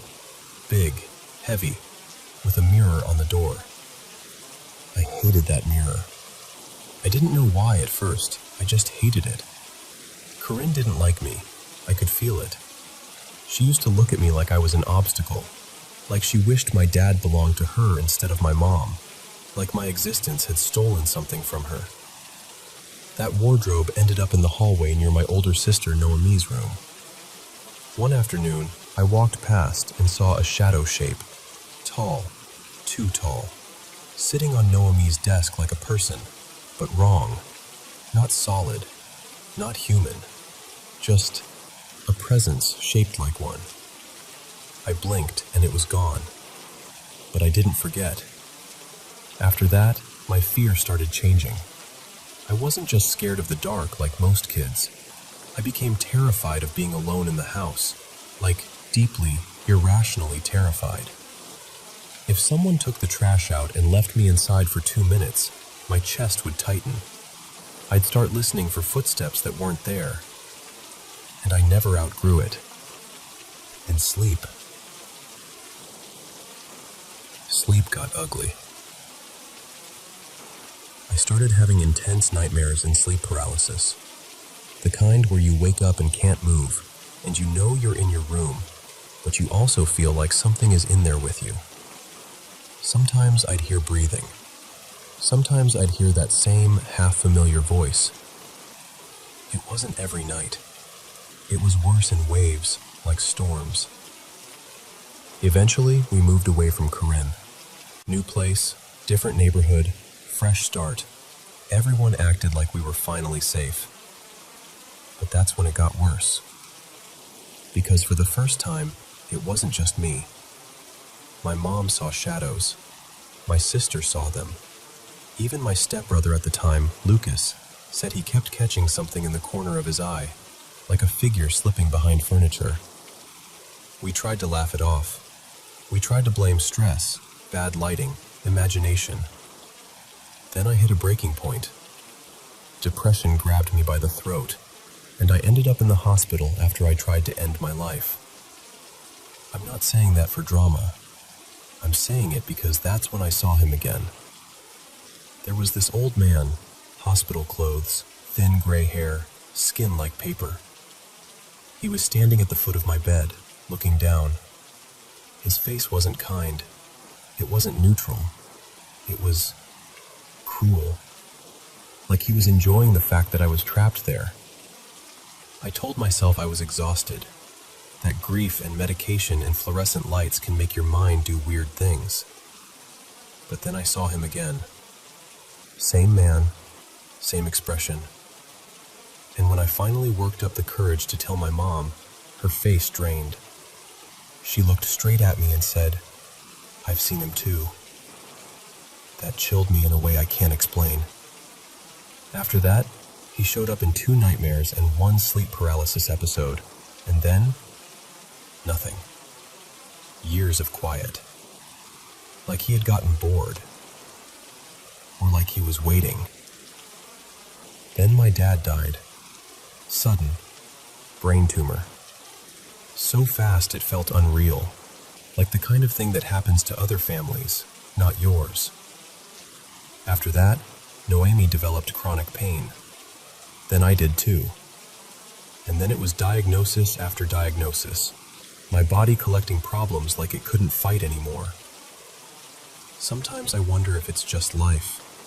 Genetics, stress, the way grief rewires your body. But sometimes, it feels like a pattern. Like something fed on the cracks. Recently, my depression flared up hard again. Dangerously hard. And with it came that old familiar fear. That sense of being watched. The sleep paralysis. The nightmares. I keep trying to be rational. I tell myself, "You're tired. Your brain is stressed. You're scared, so you're interpreting normal things as threats. But then little things happen that don't fit. Like one day, I was messing around with an AI chat, just for fun, and I took a photo of the area in my apartment where I used to feel that presence. When it generated a description, it created this image of a man that didn't look exactly like him. But it looked like my Uncle Thierry, who had died only a few weeks before. And it wasn't even subtle. It hit me in the stomach, like someone had reached into my grief and pressed. Another time, I was walking through the woods near my place, morning routine, because moving helps keep my legs from hurting so much. I was talking out loud to the same chat, joking about creepy story ideas because I write little horror pieces sometimes. And immediately after, the conversation crashed with an error message. I know how that sounds. I do. But I remember stopping mid-step, the forest suddenly too quiet, and thinking, okay, that one felt wrong. I got desperate enough that I talked to someone who sells protection. They told me I attract something, some kind of parasitic spirit, especially when I'm depressed, especially when my thoughts get dark. They gave it a name I can't even remember now, but the idea stuck to me like burrs. And honestly, part of me hated hearing it, and part of me felt this sick relief, like, finally, someone is taking me seriously. I tried burning white sage once, but someone else told me it could make it worse, that it draws more attention, that I might be ringing a bell instead of closing a door. And then there are my cats. Cats don't fake it, you know? Sometimes at night, they'll stare into a corner like someone's standing there. One of them, Knox, will puff up and growl at nothing. And recently, during a sleep paralysis episode, I couldn't move, couldn't speak, and I heard Knox growl again, right beside my bed, as if he sensed something I couldn't fight. There's one more thing I don't talk about much. I went through a long stretch where my sleep paralysis wasn't just scary, it was violating. I'd wake up trapped, terrified, feeling like something was trying to hurt me in a way I can barely say out loud. It wasn't a normal nightmare. It left me shaken all day. It made me afraid to sleep alone for a long time. And in the background of all of this, there were always whispers. Stories people told in the building, the neighborhood. Rumors about strange rituals years ago. Someone insisting there had been a sect or work done there, like the place itself was marked. I don't know what I believe. I really don't. I just know that my fear doesn't feel imaginary. It feels personal, like something learned my name when I was a child and never stopped listening for it. And right now, with my depression rising again, it's like the old door in my mind has started to creak open. So, that's it. That's what I've been carrying. And I guess the scariest part isn't even the shadows. It's not knowing whether I'm haunted or just exhausted in a world that keeps finding new ways to hurt people. But either way, it feels like I'm still not alone.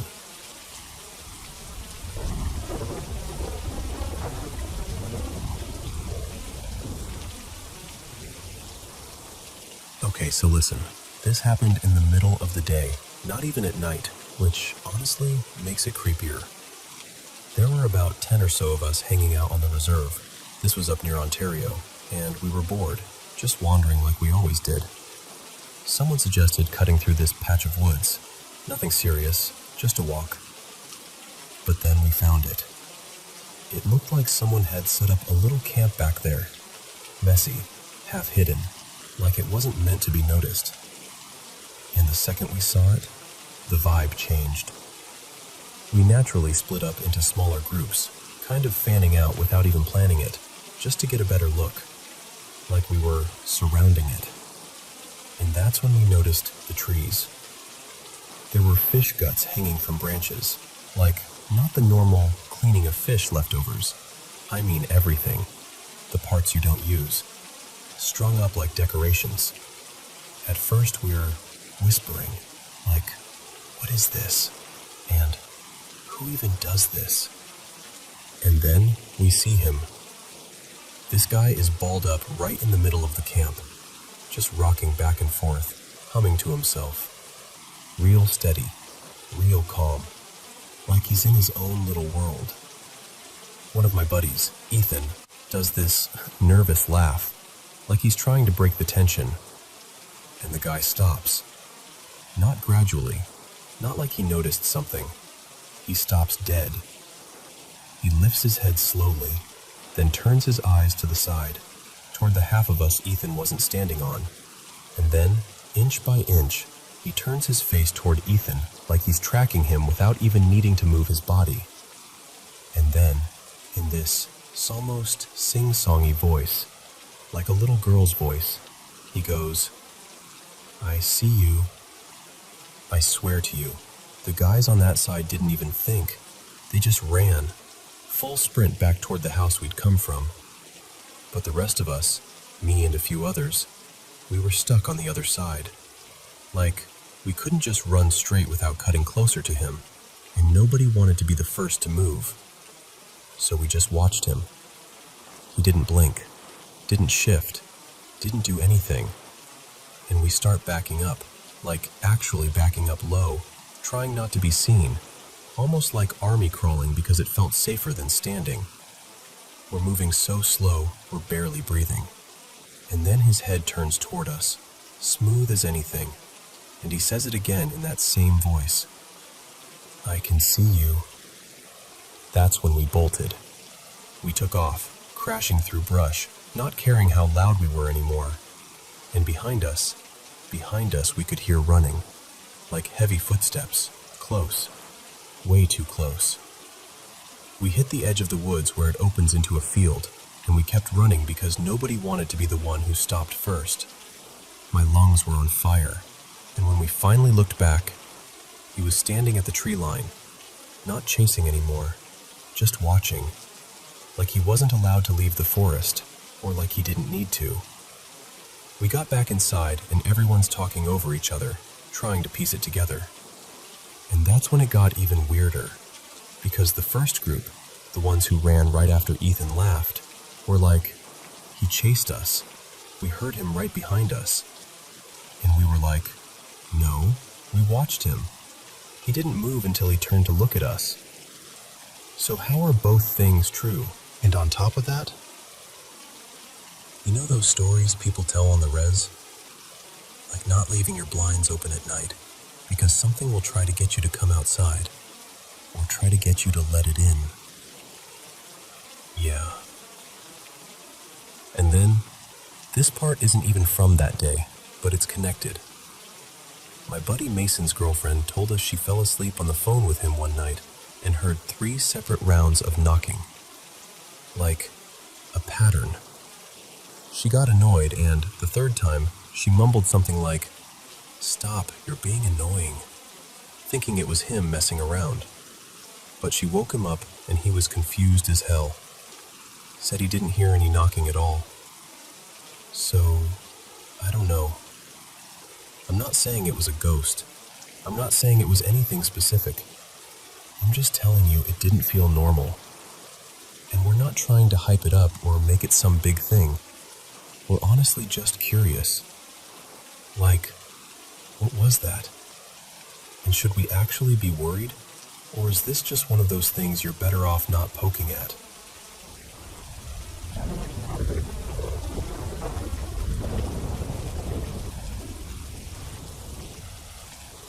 So, this happened back in 2017, during one of those Southern California summers where the heat feels like it's sitting on your shoulders. I'm going to tell it the way I remember it. No big dramatic add-ons, because honestly, it was already strange enough. At the time, I was running this small little shop out in Palmdale.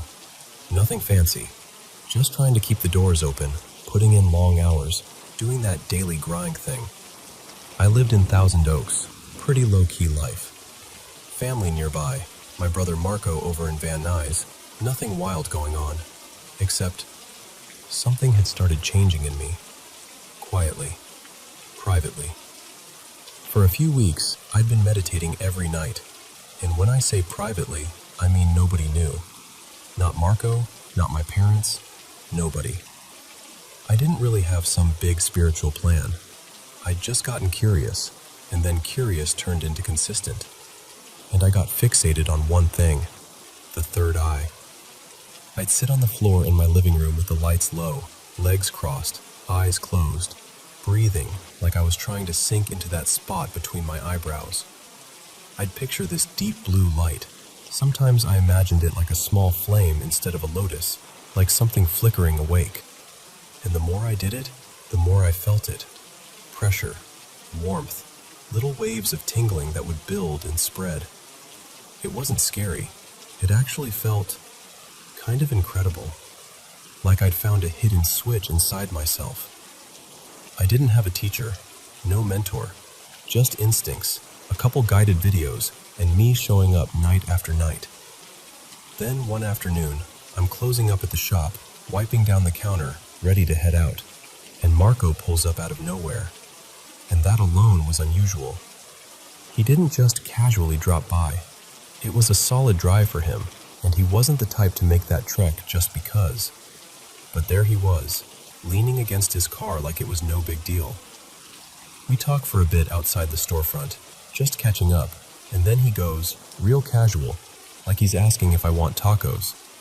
Hey, there's this woman staying at my place right now. She's from Louisiana, really spiritual. You should come through tonight and meet her. And I remember laughing a little, like, of course you have a random spiritual house guest right now. And I told him no. Not rude, just firm. Nah, I'm good. And he didn't push. He just nodded like, all right. So I lock up, get in my truck, and start heading home. The drive is the usual. Freeway, fading sun, that orange dusk that makes everything feel a little hazy and slow.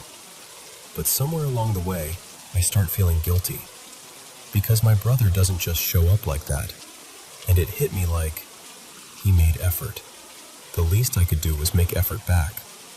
So I call him, and I'm like, hey man, sorry about earlier. I'll come by tonight. And I swear to you, the exact moment I committed to it, the moment I said yes, boom, this sound, this violent, blunt, impossible explosion just detonates inside my head.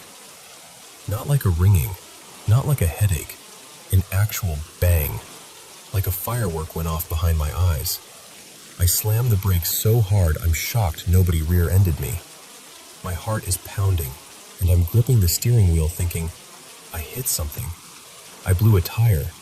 Something's wrong with the truck. I'm still on the call, and I shout, did you hear that? And Marco goes, completely calm, hear what? What are you talking about? Which made it worse, because if it was real enough for me to nearly pull off the road, how did he hear nothing? We hang up fast. He says someone from work is calling him. I pull onto the shoulder, jump out, and start checking everything like a maniac. Tires, front bumper, under the truck, inside the cab. Nothing's fallen, nothing's leaking, nothing is wrong. There's just nothing. A few minutes later, my phone rings again. Marco. He goes, that call I got? One of my employees just got into a small accident on the 101 near Thousand Oaks. And my stomach drops because that was basically the exact stretch I'd been driving toward. The same corridor, the same direction, the same energy. Like the bang in my head echoed out into the real world somewhere nearby. I end up swinging over with him to check on it. Nothing major, just a bumped bumper. Everyone rattled, but okay. Still, the timing had me feeling like reality was playing some kind of joke. After that, we go straight to his place. It's late, around 10ish, and his house guest is asleep, but she wakes up when we come in.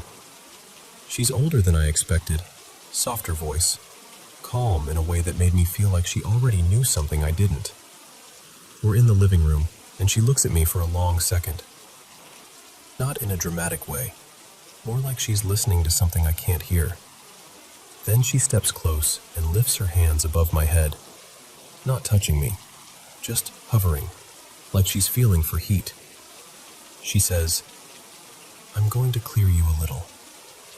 And I'm sitting there thinking, okay, what does that even mean? But I let her do it because, honestly, after that freeway moment, I didn't feel like arguing with mystery.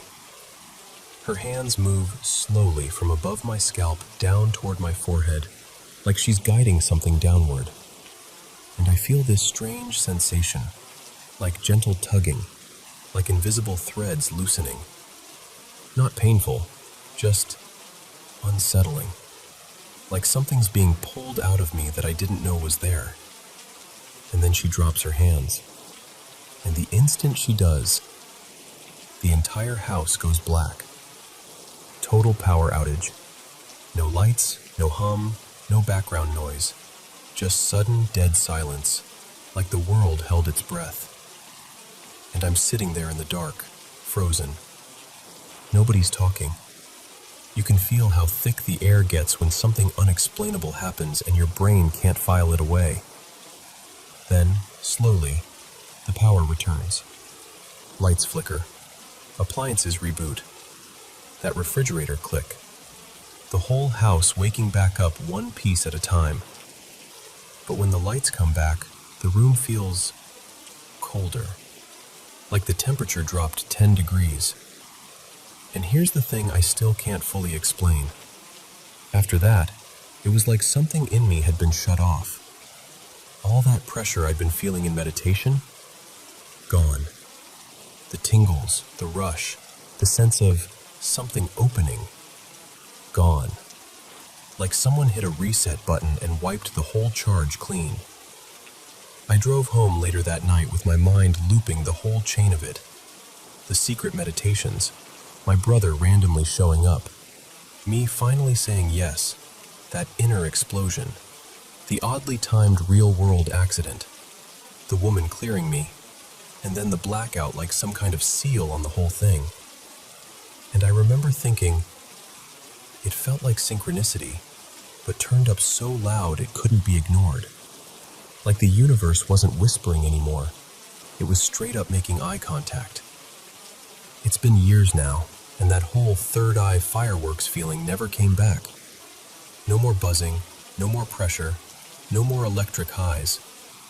But maybe that was the point. Maybe it wasn't meant to be a permanent thrill ride. Maybe it was meant to wake me up, clear something out, and leave me with something quieter, something steadier underneath. And I'll be honest, sometimes I miss the intensity. But the longer I live with it, the more I wonder if what I got afterward, this calmer kind of awareness, was the real thing I was supposed to keep.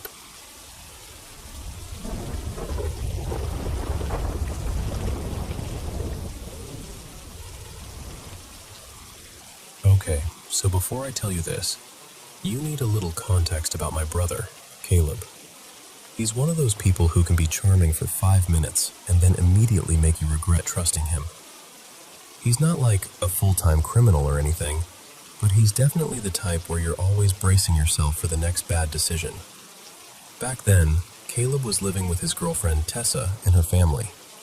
I was still at my parents' place. Anyway, Caleb and Tessa had this huge blow-up fight. One of those fights where everyone in the house can hear it even if nobody wants to. And they ended up getting kicked out. So, naturally, Caleb came crawling back home. And I'm going to be honest with you. I hated it. Not even in a dramatic way. I'd just gotten used to the peace, the quiet, the feeling that I didn't have to watch my stuff or lock my door or deal with that constant tension he brings into a room. But there he was, stomping around like he owned the place, acting like he was the victim in the whole situation. He only stayed with us for about 10 days before he and Tessa patched things up, and he went right back over there. But during that short time, something happened, and he didn't tell us right away. He waited until later, at this family get-together, when it was just my parents, my sister Mara, Caleb, and me sitting around after dinner, half listening to him rehash the fight like it was a courtroom testimony. Mara was asking questions. My mom was making those little worried noises she makes. My dad had that "say one more word and I'm leaving the room" stare. And Caleb's going on and on until he gets to this one night. He said it was late, like really late. He'd gotten home from work after everyone was asleep. He didn't want to wake anybody up, so instead of going to the bedroom, he just crashed on this old daybed in the TV room. Not even with proper sheets, just a throw blanket and one flat pillow that always smells faintly like detergent and dust. He said he lay there, staring at the ceiling for a bit, and then he drifted off. And here's where his voice changed when he told it. Like he was trying to joke, but he couldn't quite make it sound funny. He said he woke up, but not fully, like he was stuck halfway between sleeping and being awake. He could see the dark room, the outlines of furniture, the glow from the digital clock across the hall. He could hear the house settling, but his body wouldn't move. Not a finger, not his head, nothing. And then he said he felt something shift near him. Not footsteps, more like a presence, like the air got heavier. He told us it was like a shadow peeled itself away from the corner of the room. Not a person exactly, just wrong. And it moved toward him, quiet as smoke. And then, this is the part that made my skin crawl even though I kept my face neutral. He said it climbed onto him. He said he felt pressure on his chest first, like someone had sat down right on his ribs. Then he felt hands, cold, heavy hands, wrap around his throat. He tried to yell. He tried to swing. He tried to do anything. But he couldn't. His whole body was locked, and the harder he fought, the worse it got. He said he could feel himself starting to suffocate, that panicked animal feeling where your brain starts screaming at you that you're running out of air. And right when he thought, this is it, I'm actually going to die on this stupid daybed, he said the room changed. Not like the lights turned on, more like the darkness thinned. He said he felt this warmth, like when you walk into a room that's been sitting in sunlight all day. And then there was this gentleness, a presence that wasn't heavy, wasn't threatening, just calm, familiar. He swore he felt her the way you feel someone standing behind you, even with your eyes closed. And he said, as soon as that warmth came in, the thing on him recoiled, like it got yanked back, or like it suddenly couldn't hold on anymore. The pressure lifted, the hands vanished, and Caleb said he finally sucked in this huge breath like he'd been underwater. Then, just like that, his body unlocked. He could move. He sat up, shaking, looking around the room like he expected to see something lingering in the corner. But there was nothing. Just the TV room, the daybed, the quiet house. And he said he didn't sleep after that. He stayed up until morning with all the lights on, pretending he was fine. When he told us, he tried to act tough about it. Like, yeah, it was weird, whatever. But I could see it in his eyes. He was genuinely rattled. What messes with me is, nothing like that has ever happened to me. Not once. I've never seen anything, never felt anything. And yet, when Caleb tells it, it's like he's describing something that really happened to him, down to the detail of how it felt to breathe again. So I don't know. Was it something paranormal? Was it just his brain? Sleep paralysis, stress, guilt, all of it crashing into one nightmare that felt real? And I guess what I'm asking you is, if someone you knew told you that story, and you could hear in their voice that they weren't making it up, what would you think it was?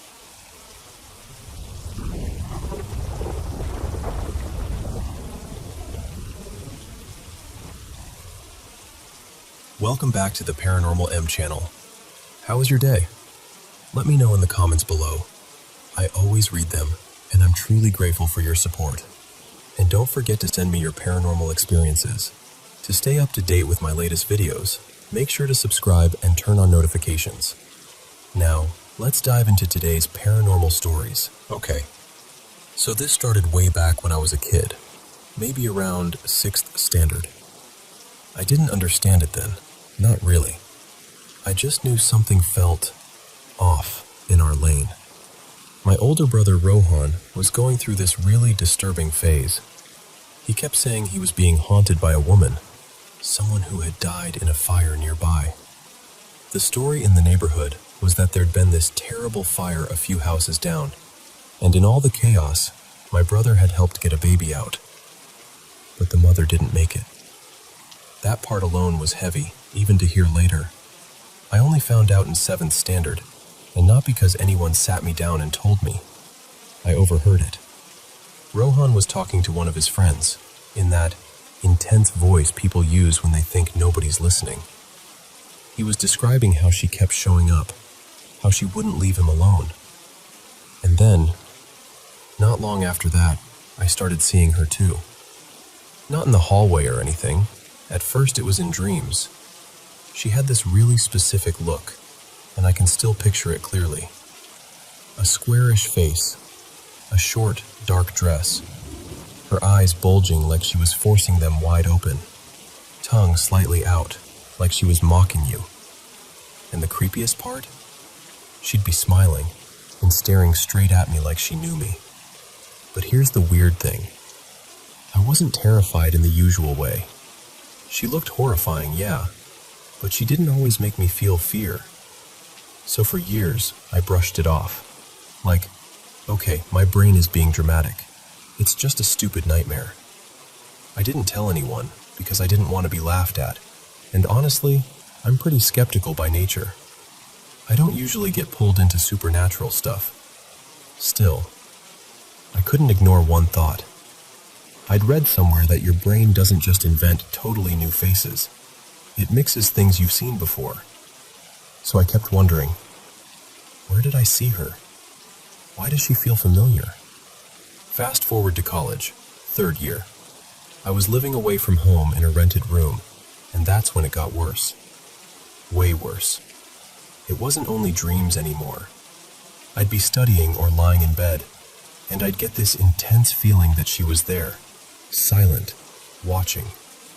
Sometimes I'd see her in my mind sitting near my chair, or standing near the wall, like she'd always been in that room and I was the intruder. And I hate admitting this, but a part of me felt like there was some strange connection, like she was obsessed with me, or wanted something from me. I even remember thinking, maybe she's attached? It sounds ridiculous when I say it out loud, but in that moment, it felt real. That phase messed me up. I started fearing little things, turning off the lights, walking to the washroom at night, even closing my eyes while washing my face. My dreams got ugly. Repeating dreams too, like the exact same nightmare playing again, as if it was being replayed on purpose. I was terrified in a way I can't properly explain. It wasn't just fear. It was like my body didn't trust reality anymore. Eventually, I did this ritual, something small my aunt had suggested. Not even sure I believed in it, but I was desperate. And strangely, things settled down after that. Not completely, but enough that I could breathe again. Then life moved on. I shifted cities for work and study. New place, new routine. For nearly 2 years, nothing happened. I was actually fine. I watched horror movies, stayed up late, walked around at night, stayed alone in my PG room. Nothing.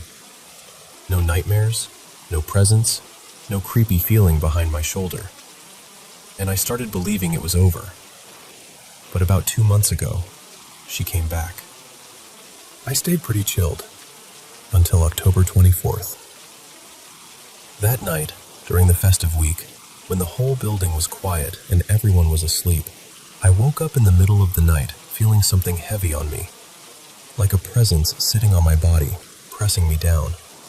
I couldn't move properly, and it felt so real that I can still remember the exact sensation, like someone wearing a single thin cloth, because I felt that fabric impression against my inner thighs.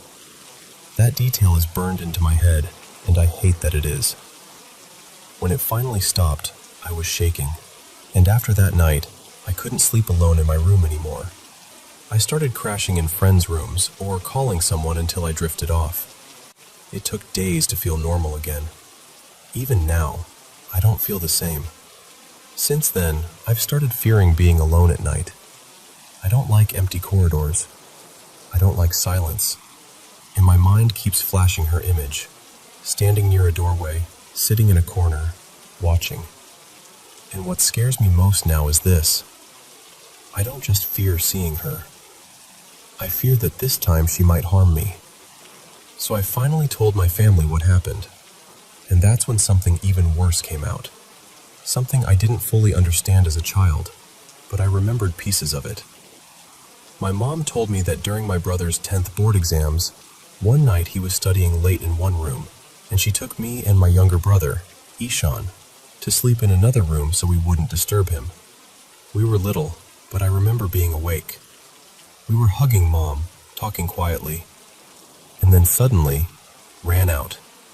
All layout is weird. Those rooms are adjacent, but to reach his door, you have to step outside through this small open space near where vehicles are parked, close to the main gate. When we got outside, we saw something. Someone crawling, fast, near the gate. Before I could even process it, my mom covered my eyes and Ishan's eyes with her hand so tightly it hurt, and she screamed. I remember that scream so clearly. That's all I've held on to from that night. Her hand over my eyes, the panic in her voice, and that frantic movement near the gate. Now here's the part that makes my stomach drop. When I described the woman, the square face, the short dark dress, the eyes, the tongue, the smile, my mom went pale. My brother froze. They just stared at me like I'd said something impossible. Because they said, that woman I've been seeing since childhood is the same one they saw that night. The same one that crawled near the gate. The same one that haunted my brother all those years. And honestly, I don't even know what to do with that. I'm planning to go back home soon. I want to visit someone, a priest, a spiritual healer, someone who understands this kind of thing better than I do. Not because I'm suddenly superstitious, but because I feel like I've reached the point where logic isn't helping anymore. I'm trying so hard to stay grounded, but my mind keeps circling around it, like it's consuming my thoughts. And I'm scared, like genuinely scared. Not just of the woman, but of how much space this fear is starting to take inside me.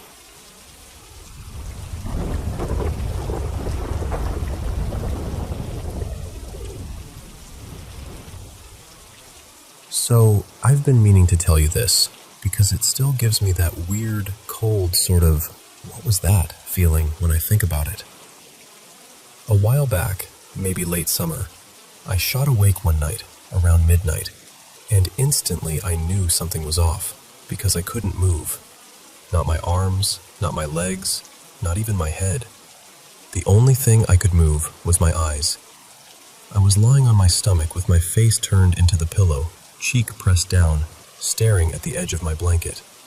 And as I'm trying, really trying, to force even a finger to twitch, this heavy feeling settles on my back. Like there's weight there. Like something large has climbed on top of me and is just sitting.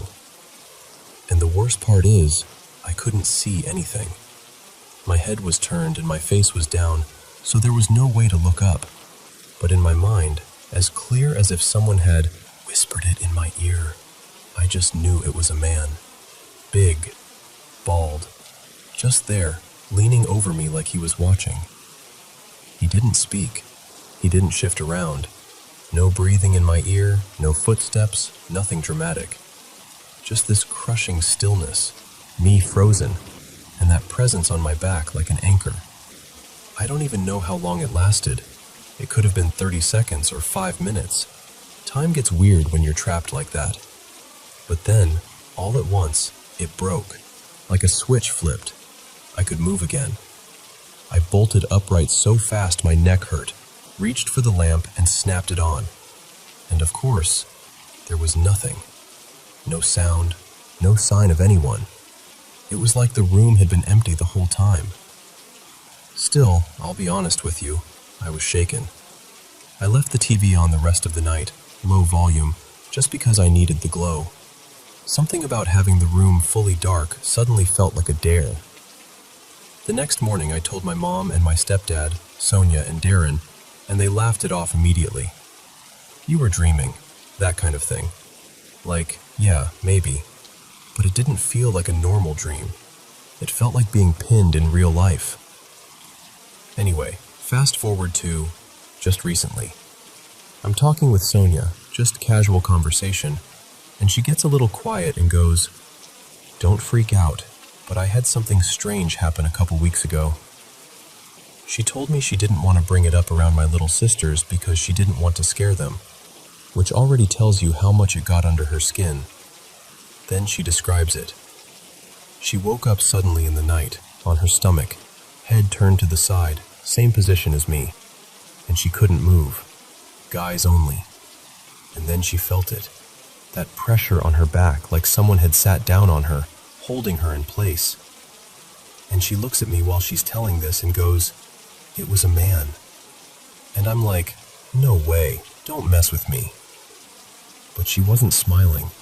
She wasn't playing. She said she couldn't actually see him either, same as me, but she was certain he was this big, bald guy, and she even said his face felt wrong. Not just blank, but rough and scarred, like burn marks or deep pitting. She compared it to one of those horror movie faces, the kind you don't want to picture too clearly. And I remember just sitting there, staring at her, because it's one thing to have a creepy sleep paralysis episode yourself.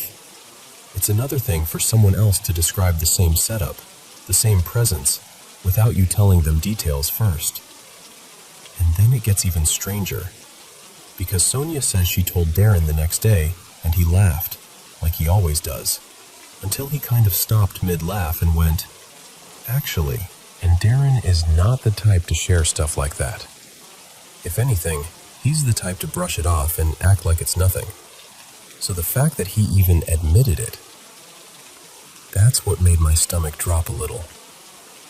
And look, here's another detail that might be unrelated, but it's been happening around the same time, so I can't not mention it. I always sleep with my bedroom door shut. Always. It's just habit. Even if I get up in the night to use the bathroom, I'm the kind of person who closes it again without thinking. But the past few mornings, I've woken up and the door has been wide open. Like, not cracked. Open. Maybe I didn't latch it properly. Maybe there's a draft. Maybe I'm half asleep and I'm doing it without remembering. I genuinely don't know. But stacked on top of everything else, it feels eerie. Like the house is doing something when we're not looking. And I'm not sitting here shaking in fear or anything. It's more like I can't stop trying to connect the dots. Because I've had sleep paralysis before, just a handful of times, but not for years. And back then, I never saw anything. It was just the classic thing. Wake up, can't move, eyes only, panic, then it passes. What messes with me now is how close together these three incidents were. Me, then Sonia, then Darren. Same house, same sort of story. And that heavy, bald man feeling showing up twice like it had a script. So yeah, I don't know what it means. Maybe it means nothing at all. Maybe it's stress, sleep positions, coincidence, brains doing brain stuff. But if you've ever had an experience like that, where it felt like a presence more than a dream, then you probably get why it sticks with you. Even when the lights are on and everything seems normal, there's still this quiet part of you that remembers what it felt like to be pinned there. And not alone.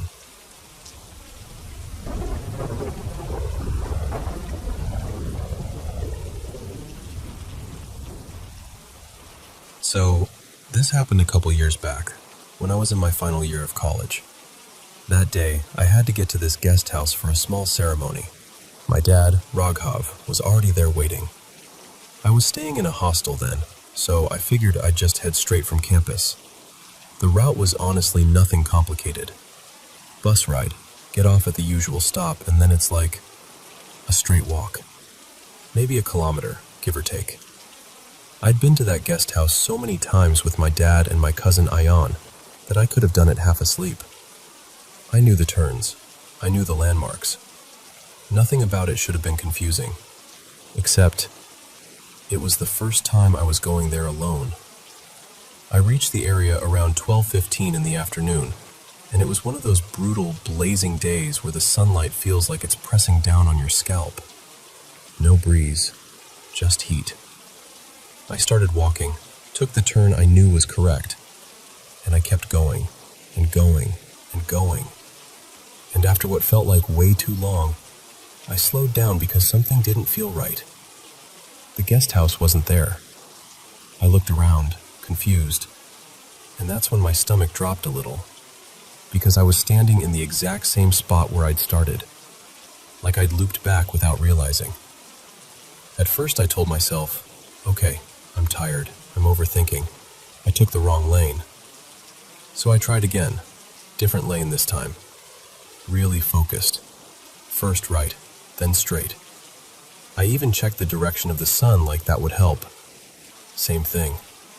No matter what I did, left, right, straight, back, different corners, different turns, every single path somehow brought me back to that same open ground again. Like the whole neighborhood was just folding in on itself. And the eeriest part? The place was empty. Completely. No people, no shopkeepers, no kids, no dogs sleeping in the shade, no scooters passing by. Not even that normal background hum you expect in the afternoon. It was just the harsh heat, silent roads, and this weird feeling like everything living had stepped out of the scene. I called my dad, and he tried to guide me. Take the right, walk straight. You'll see the wall, you'll see the gate. I followed exactly what he said, but it didn't matter. I still ended up back at that same spot, like it was the only location that existed. I kept circling, walking, returning, walking, returning. And at some point, the frustration just took over. I hung up on him. Not even in anger at him, just I couldn't bear hearing directions that weren't working. My legs were starting to shake, partly from the heat, and partly from this rising panic I didn't want to admit I was feeling. Finally, I sat down on the footpath. I splashed some water on my face, tried to breathe, tried to tell myself to calm down. I just stared down those empty lanes for 5 or 10 minutes, like if I stared long enough the area would reset and become normal again. Then I stood up, and I swear, out of nowhere a woman appeared on the road. 1 second there was nobody. The next second she was just there. Not running up, not turning a corner, not coming out of a doorway. Just present, like she'd been dropped into the frame. She looked at me like she already knew I was stuck, like she'd seen this before. She said, very calmly, "Take the first right, then walk straight. Don't keep changing lanes." That's it. Simple. I did exactly what she told me. First right, then straight.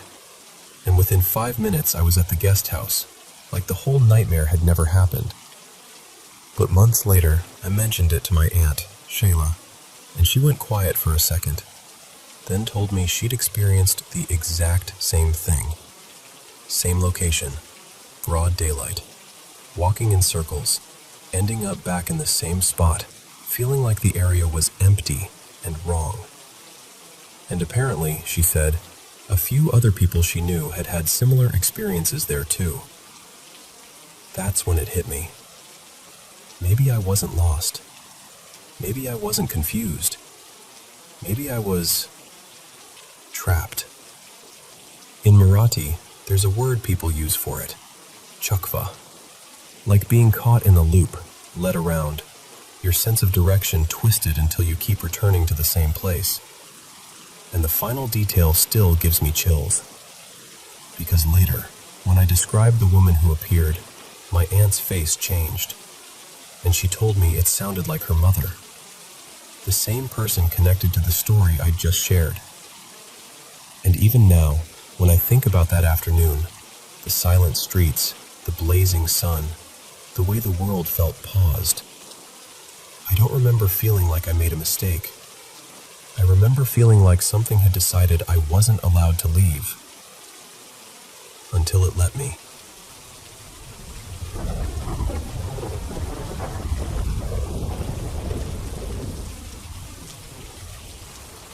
So, do you ever feel weirdly linked to your family? Like you're all sharing the same invisible group chat in your heads?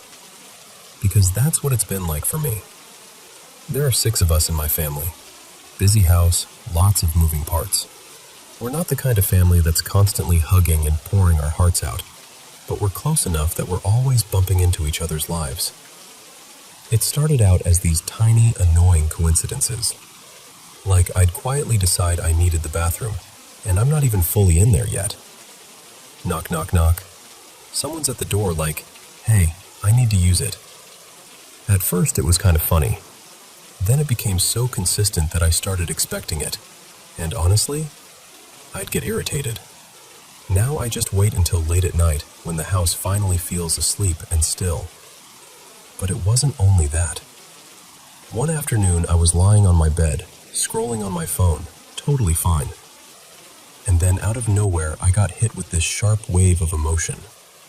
Like sudden anger that didn't even feel like it belonged to me. I didn't know why, but I got up and walked out of my room.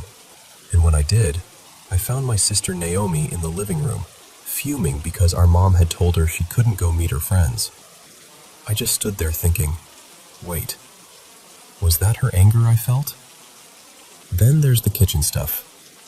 Sometimes I'll be halfway through cooking something, pasta, eggs, whatever, and one of my siblings wanders in. I'll ask, what do you need? And they'll casually go, oh, I was about to make exactly that.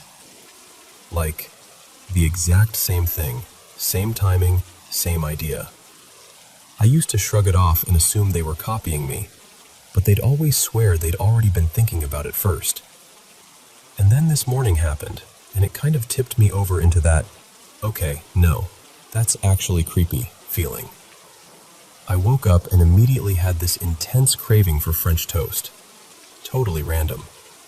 Not something we make all the time. In our house, it's usually me and my brother Eli who do it. At least, as far as I've ever known. So I'm brushing my teeth, half awake, already imagining the cinnamon and the crispy edges. I head toward the kitchen, and I'm even pulling up new recipe ideas on my phone, thinking maybe I'll try a different version. Vanilla, maybe nutmeg, something. And right as I'm standing there, not even touching the bread yet, Naomi comes skipping into the kitchen, like full-on cheerful singing to herself.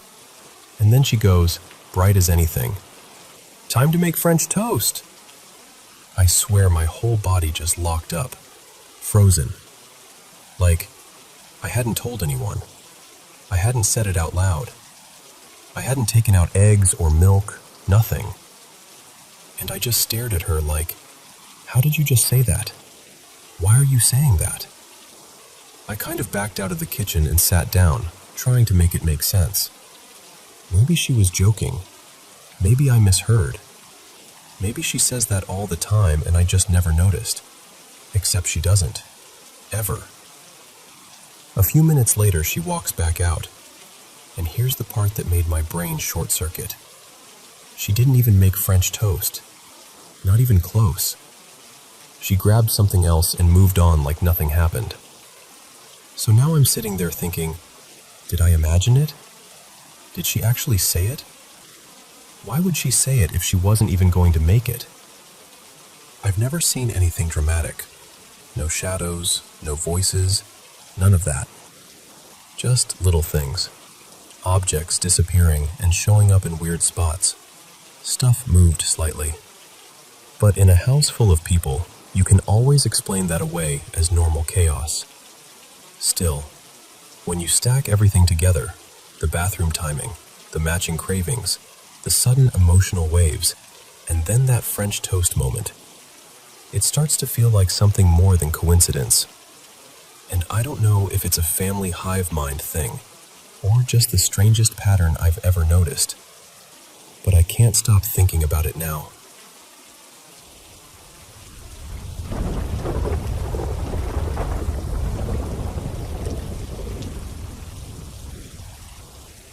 It was about 5:10 in the morning. You know that hour, when it's still dark, everything's quiet, and your body feels like it's not even fully real yet. I was at my mom's house, asleep, when I heard this violent banging on the back door, then screaming, high, panicked, a woman's voice. For a split second, my brain did that thing where it grabs the worst possibility first. I honestly thought one of my kids was hurt.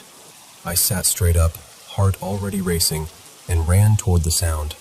I cracked my bedroom door, and the screams were louder, coming from outside.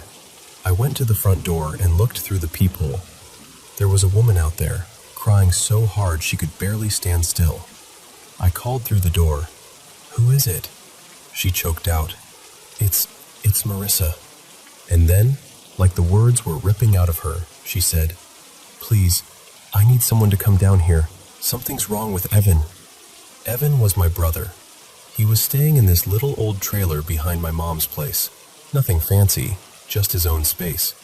I swung the door open and said, "What do you mean? What's wrong with him?" And she looked at me, S's huge, face soaked, shaking, and said something I still feel in my bones when I remember it. I think he's dead." I swear I didn't even understand the sentence at first, like my brain rejected it. Then it hit and I screamed, "What?" And I just took off running down the yard, barefoot, not thinking, just moving. I asked her as I ran, "Did you call 911? She said, "No," like she hadn't even thought of it, like she was trapped in the panic. I didn't have my phone on me. I yelled at her, "Call them right now," and kept going. When I got to the trailer and pushed inside, listen, I'm telling you, I will never be the same after that moment. The second I saw him, it was like my body was there, but I wasn't.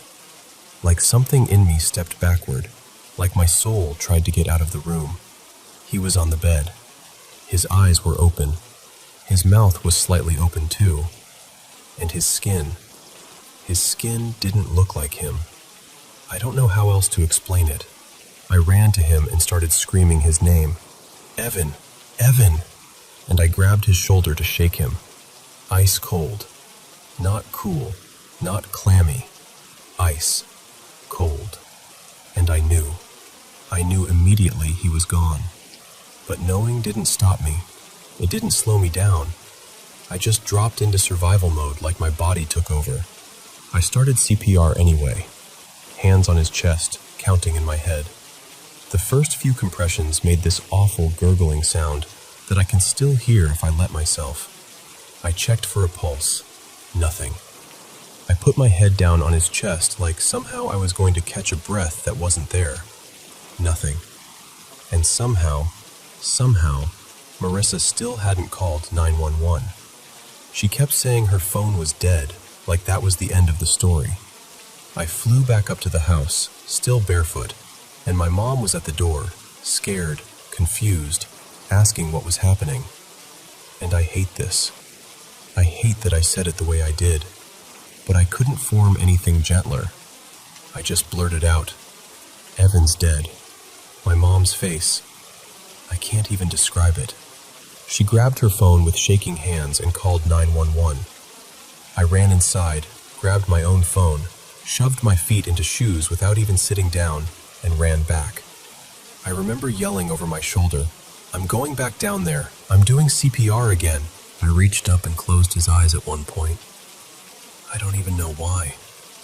It just felt wrong to leave them open, like he was staring past me. I told my mom, "Stay outside. Please don't come in." I didn't want that image to become her image too. but she ended up handing me the phone because the dispatcher needed to talk to whoever was doing CPR. The dispatcher's voice was calm, too calm for what was happening inside that trailer. She told me to keep doing compressions. I told her, "He's blue, he's pale, he's cold." I told her, "He's gone." But she just kept repeating, "Keep going." Then she told me to get him on the floor. My mom came in anyway. She couldn't help it. That's her baby. And she grabbed his feet while I grabbed his arms, and we tried to move him. We couldn't. He didn't lift. He just slid a little. And that's when I saw he'd urinated in the bed. That detail is burned into my brain too, like the trauma saved it in high definition for no reason. I kept saying, "We can't move him." And the dispatcher finally told me to just do CPR where he was. Then she told me to count out loud so she could hear that I was doing it. So there I was, crying so hard I could barely breathe, pushing on my brother's chest and saying, out loud, over and over, 1, 2, 3, 4. 1, 2, 3, 4. Like some horrible nursery rhyme from hell. And I'm counting, and I'm screaming his name between numbers, and I can hear myself making these sounds that don't even feel human. At one point, my daughter's husband, he's only 21, came in, wide-eyed, like he didn't know where to put his hands or his grief. He offered to help, offered to take over compressions, and I snapped. No. Not because I was angry, because I couldn't let him carry that. I couldn't let that moment attach itself to him the way it was attaching itself to me. He just stood there, frozen, staring, already traumatized. I kept going. I don't know how long. It felt endless. I remember my arms burning, my chest tight, my hands slipping because everything was wet, sweat and tears and panic. And then the paramedics finally came in. They took one look at him, and they looked at me, and they shook their heads. That was it. And I want you to understand what that did to me. My brother, Evan, he was the only person who ever really got me. Like, truly understood how my brain works, how my heart works. He was my safe place in human form. He was my best friend. And after that morning, I keep replaying it. Like my mind is stuck in a loop it can't exit. The banging, the screaming, the running, the cold skin, the counting, the way the room felt when I realized he was gone. They told us later they think he had a heart attack sometime around 3 a.m. But that doesn't settle anything inside me. It doesn't make it make sense. Since then, I don't feel like myself. It's like I checked out the second I saw him, and I never fully came back. Nothing feels real. I feel like I'm moving through my day like a hollow version of me, like an empty shell on autopilot. And I hate admitting this, but sometimes it feels like if I disappeared too, it would just be game over. Like it wouldn't even matter. Not because I want to hurt anyone, just because I feel nothing. Or I feel so much I can't feel at all. And the scariest part is the image. I keep thinking, will I ever forget what I saw? Because right now it feels like my brain took a picture I never agreed to, and it won't stop showing it to me.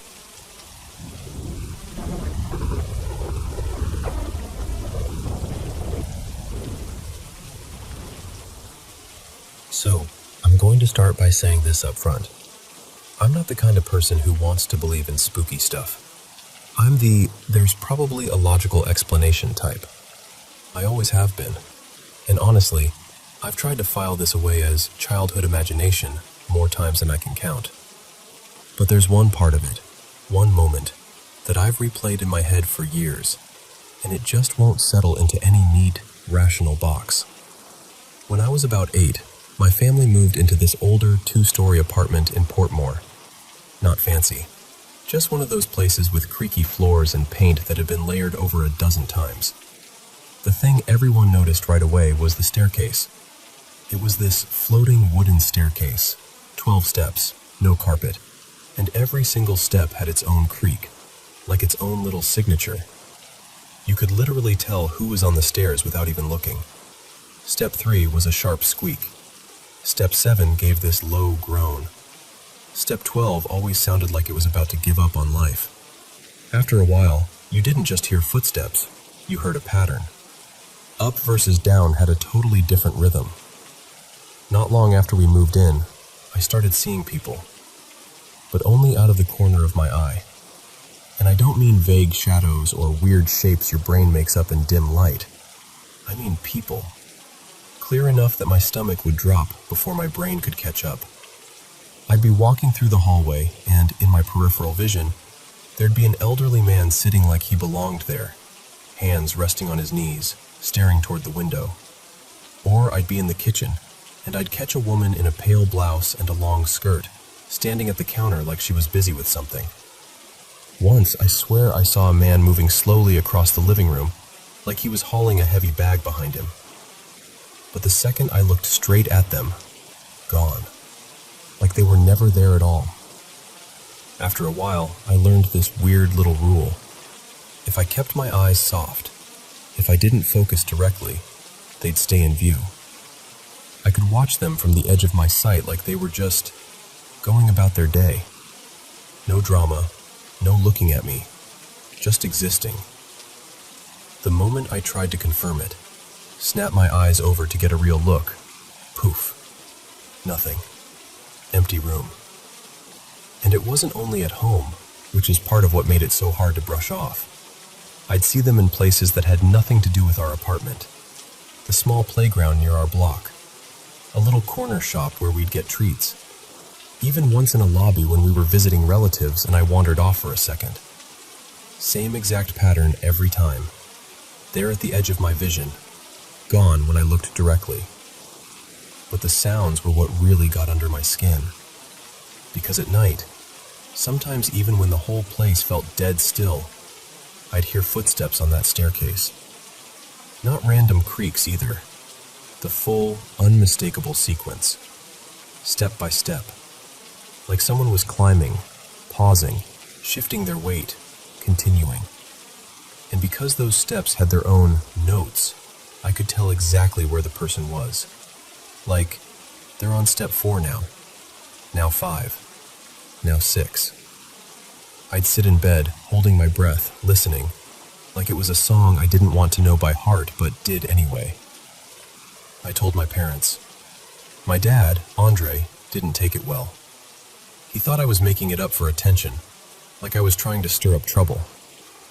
My mom, Marcia, was kinder about it, but she still chalked it up to me being imaginative. "You're a creative child," she'd say, in that way adults say it when they mean, "Please stop scaring yourself." Celeste was warm, no nonsense, the kind of adult who made you feel safe without even trying. She'd hum while she worked and call me Little Miss, like it was a nickname that belonged to me. And then one afternoon, maybe a few months after she started coming more often, she said something to my mom that made my skin go cold. She told her, very casually, that she didn't really like being alone in the apartment. My mom asked why, thinking maybe she meant the neighborhood or the locks or something practical. But Celeste shook her head and said, "No, ma'am, it's just, even when I'm here by myself, it never feels like I'm by myself." She said she'd hear someone walking up and down the stairs, or pacing upstairs while she was downstairs cleaning. And whenever she called out, "Hello? Who's there?" the sounds would stop like someone had just frozen. My mom told her, kind of half laughing, "You know, Kira has been saying that." And Celeste didn't laugh. She looked serious and said, "Then she not lying." I can't even explain what that did to me, because up until then, I'd been carrying this feeling like maybe I was broken, maybe my brain was making things up, maybe I was just a dramatic kid. And suddenly there was an adult, a grown woman, who was hearing it too, experiencing it in the same way. I felt relieved, and also terrified, because it meant it wasn't just me. But the moment I can't shake, the one that's followed me into adulthood, happened one evening when Celeste and I were upstairs in my room folding laundry. My parents and my little brother were downstairs watching TV. The house felt preventable, normal, warm, safe. The kind of night where you'd expect nothing unusual at all. Celeste and I were chatting, pairing socks, smoothing out shirts, just doing the boring rhythm of everyday life. And then, out of nowhere, we heard it. Footsteps on the stairs. Not one creak, not the house settling. The full sequence. 12 distinct notes, one after the other, climbing upward. A measured pace, like someone who wasn't trying to be quiet, but also wasn't rushing, just coming up. Celeste and I both stopped at the exact same time, and we looked at each other with this shared expression, like, "You heard that too, right? Tell me you heard that too." She went pale. I remember that clearly. She whispered, "Go look." I didn't want to. My whole body was screaming not to. But she was right there, and I was a kid, and somehow I stood up and walked to the doorway. The banister was right outside my room. From there, you could see the staircase clearly. I leaned out. No one. No shadow. No movement. No person halfway up. Nothing at the top step. Nothing at the bottom. Just the staircase, silent, innocent, like it hadn't sung its little 12-note song a second ago. I turned back to Celeste, and she was already gathering the laundry like she wanted to be anywhere else. We went downstairs fast, asked my parents if anyone had come up. They both looked at us like we were ridiculous and said no. No one had left the couch. My brother hadn't moved. Nobody had touched the stairs. And that was it. No explanation. No, "Oh, it was the cat," because we didn't have one. No, the neighbors, because it was inside our unit, on our staircase, with our specific creak pattern we knew by heart. Over time, the peripheral vision figures stopped. By the time I was around 12 or so, it was like whatever that was, if it was anything at all, just faded out. Not long after that we moved away, and I never saw those edge of vision people again. Not at home, not in parks, not in shops, nowhere. And honestly, if it had only been me, if it had been just my childhood memory, just my private fear, I would have dismissed it by now. I would have told myself it was stress, imagination, some weird quirk of perception, anything. But Celeste heard it too. That night, in my room, we both heard those steps, clear as day. And I can't rationalize a shared moment like that. Not completely. So I don't know what it was. Maybe it wasn't ghosts. Maybe it was something else. Something about old buildings, sound, memory, the way a child's brain fills gaps. All I know is, after all these years, I still don't have a better explanation than the one I don't really want to believe.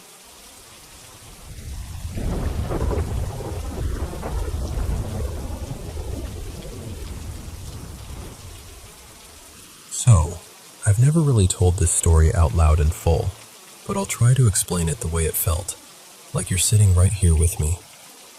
I was about 9 or 10, and my dad, Mark, was out of town for the weekend on a work trip. That meant it was just my mom, Elena, my little sister Rosie, and me in the house. And back then, I was the kind of kid who dreaded nighttime like it was an appointment with something I couldn't cancel. I had these awful nightmares for years. Not just bad dream stuff. More like this constant sense that the dark had weight to it. Like the corners of my room were watching. I'd call for my parents, run down the hallway, end up at their door in the middle of the night. It happened so often it almost felt normal, except it never got easier. That weekend, I did what I always did. I crept into my parents' room and whispered to my mom if I could sleep in their bed. Usually my dad would have said, "Nope, back to your room." But he wasn't there, and my mom just patted the mattress like, "Come on." Their bedroom had this attached bathroom, an ensuite, with the doorway kind of facing the bed. My mom slept on the side closest to the bedroom door, and I slid into my dad's side, the side where, if you opened your eyes, you could look straight toward that bathroom entrance. I remember thinking, okay, this is safer.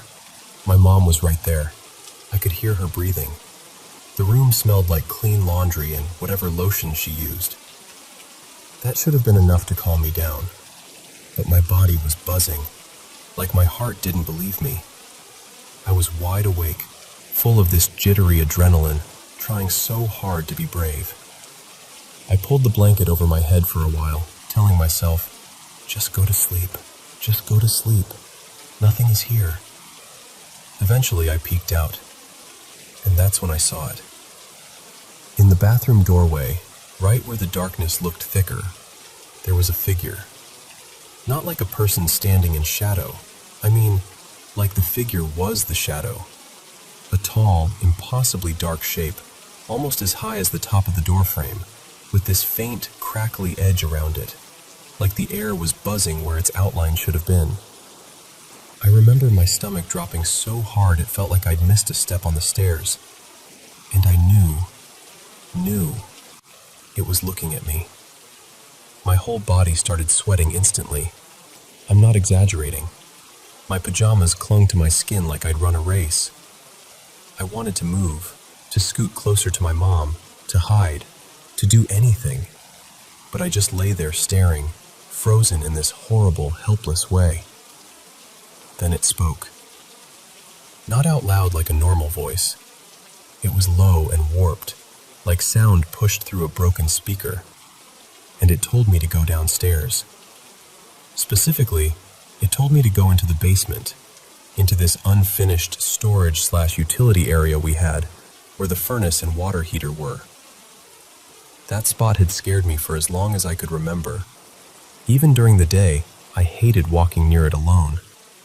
It always felt wrong, like the air changed down there. I didn't answer. I couldn't. And it started threatening my family. Not like a vague, something bad will happen. It said it would do terrible things to my mom and my sister. Things I didn't even fully understand at that age. But the meaning landed anyway. The intent, the cruelty. Like it wanted to make sure I felt it in my bones. I panicked and grabbed my mom's shoulder, shaking her hard. Mom, wake up!" Nothing. And that figure just stayed there, filling that doorway, talking down to me, calling me names, saying humiliating, vicious things, like it wanted me to feel small, like it was feeding on that feeling. I finally yanked the blanket up over my head and curled into a ball, shaking so hard the bed trembled. I remember thinking, if I don't look, maybe it isn't real. If I don't look, maybe it goes away. But the fear didn't go away. It just got louder inside me. At some point, I passed out. Not like drifting to sleep, more like my body hit an emergency shutoff. I woke up in the morning damp with sweat, exhausted, like I'd survived something instead of slept. I told my mom everything at breakfast, every detail. The doorway, the voice, the threats, how she wouldn't wake up.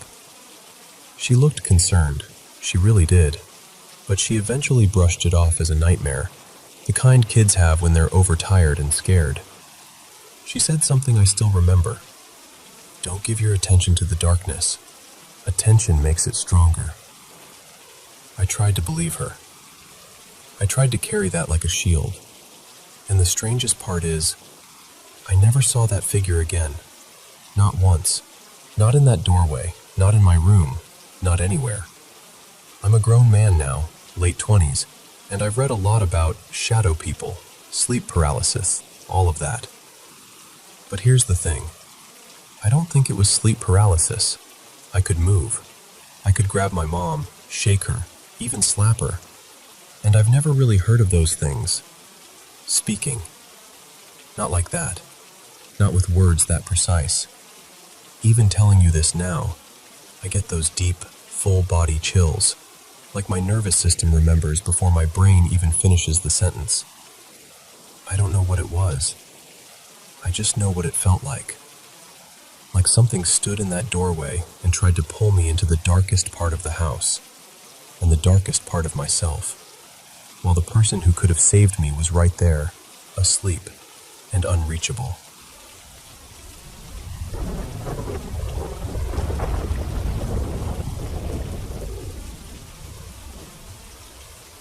Okay, so I'm going to tell you this the way it sits in my memory, because it's one of those things that never really leaves you.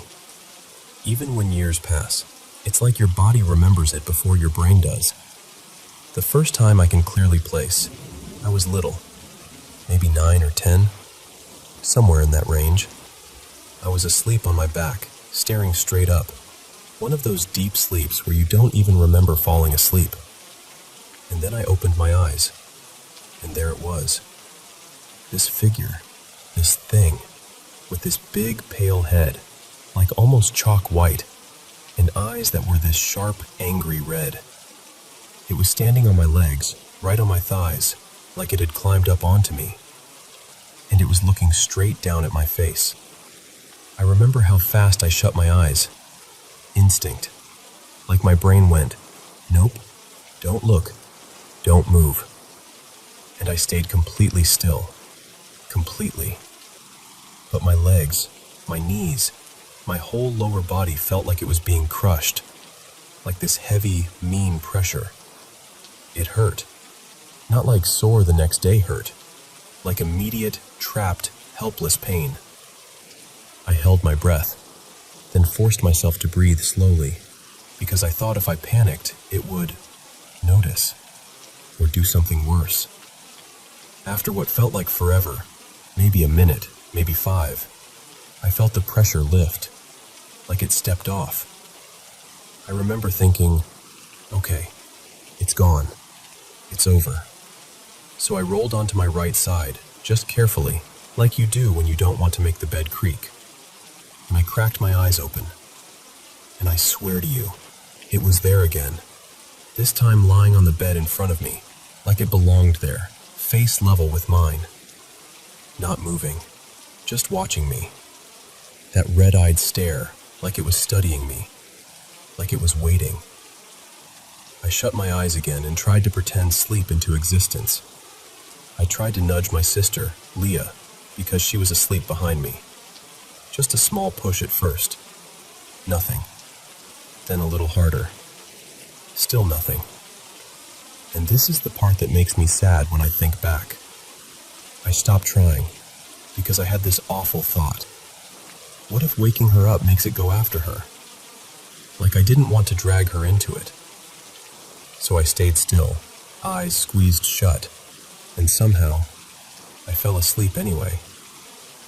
Then years later, middle school age, I was maybe 13, or closer to 14.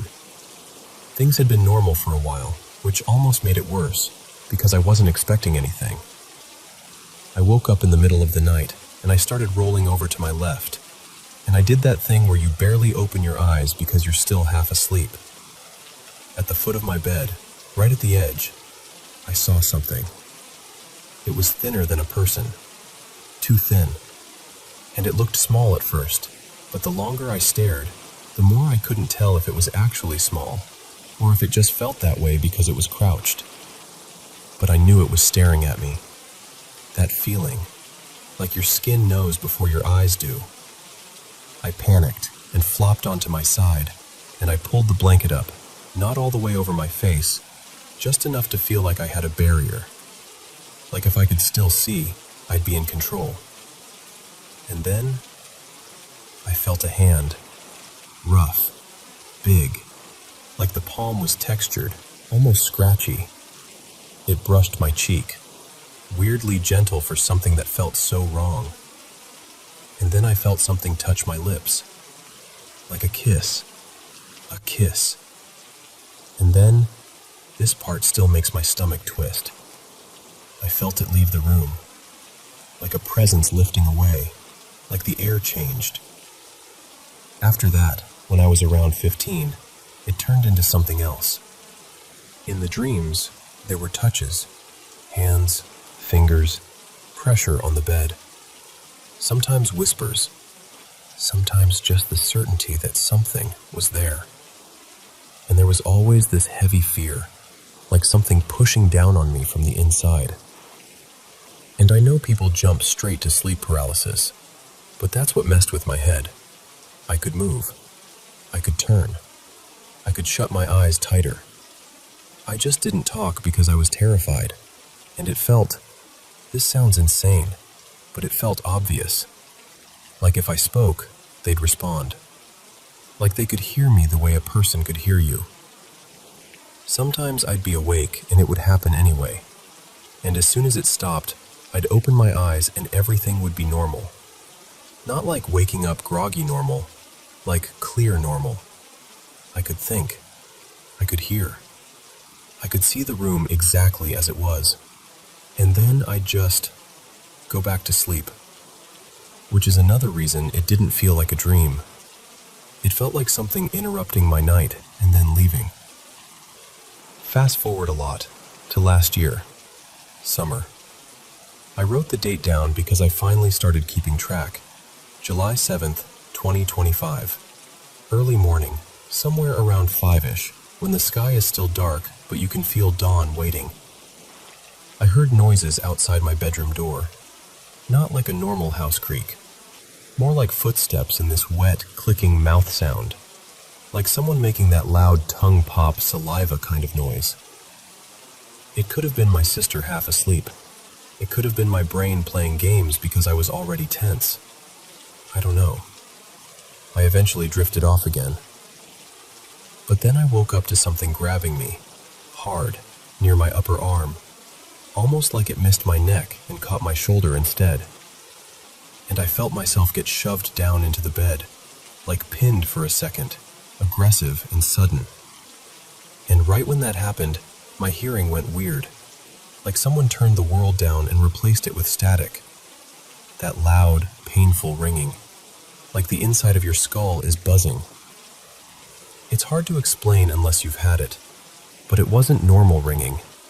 It felt mechanical, like interference. And then a man's voice, clear as anything, said, over and over, "Stop being afraid of us. Stop being afraid of us. Stop being afraid of us." Like it was a command. There was another voice too, layered underneath, but I couldn't make out what it was saying. Just this murmur of words that didn't land. And the whole thing faded out slowly, like a radio station drifting away. And in the moment I got shoved, I also saw this flash, like black and white snapping in front of my eyes, paired with this deep thud, like a heartbeat that wasn't mine, like my body got jolted. Then, a few months after that, things calmed down. For a while I started telling myself, okay, maybe it's done. But then this fall, again, I wrote the date down because I didn't want to keep doubting myself. December 2nd, 2025. For about a week before that night, I'd been having these non-stop, ugly dreams. Like, demonic, honestly. In them, I'd be screaming at my family, saying horrible things, out of character, cruel, unhinged. Sometimes I'd do something to myself in the dream and watch them react. And I woke up feeling sick, like the dream left residue on me. I brushed it off at first because dreams are dreams, right? But 2 nights before December 2nd, I woke up to use the bathroom, went back to bed, and I felt that familiar presence again, like someone in the room with me, even though nothing was there. That happened multiple times that week, enough that I stopped counting. I just knew I was becoming afraid of sleep. Then the night of December 2nd was worse. Same ringing, same spinning, And this time I couldn't tell if I was awake or stuck in that half state, but I could feel my body and the bed and the room, so it didn't feel like a normal dream. My sister, Maya, was across from me in our room, and I heard her repeating a name, over and over. Someone we know. But the tone didn't sound like her. It sounded off, like something using her voice but not getting it right. And it felt like she was staring straight at me while she said it, like her eyes were locked on mine in the dark. To make the layout make sense, our window is on the far right wall. The door is on the left wall facing it. My bed is against the wall near the window, and her bed is lower and closer to the center, kind of beneath my line of sight. So the sound was coming from her side, and while the name was being repeated, I heard this dog whine, right where she was, like a dog hurt or dying. We don't even have a dog in the room, so that sound hit me like ice. I tried to scream, like really scream, but at first nothing came out, just these little breathy huffs, like my voice was stuck behind my ribs. I tried again and again, and after a few seconds, I finally forced out this small, shaky scream. And the second that sound left me, everything stopped. The ringing stopped. The spinning stopped. The repeating name stopped. The dog sound stopped. I sat up, and I was in the exact same position I'd been in. The room looked normal. And the creepiest detail? My sister wasn't even facing me. She'd turned the other way in her sleep, nowhere near the position my brain was convinced she was in. And I just sat there, shaking, thinking, what is happening to me? Because the fear isn't just in the moment. It follows you into the next day. It makes you dread nightfall like it's an appointment you can't cancel. And that's why I'm finally writing it down now. Because even if I don't know what it is, dreams, sleep paralysis, something else entirely, I know what it felt like. And it felt real enough to change the way I sleep.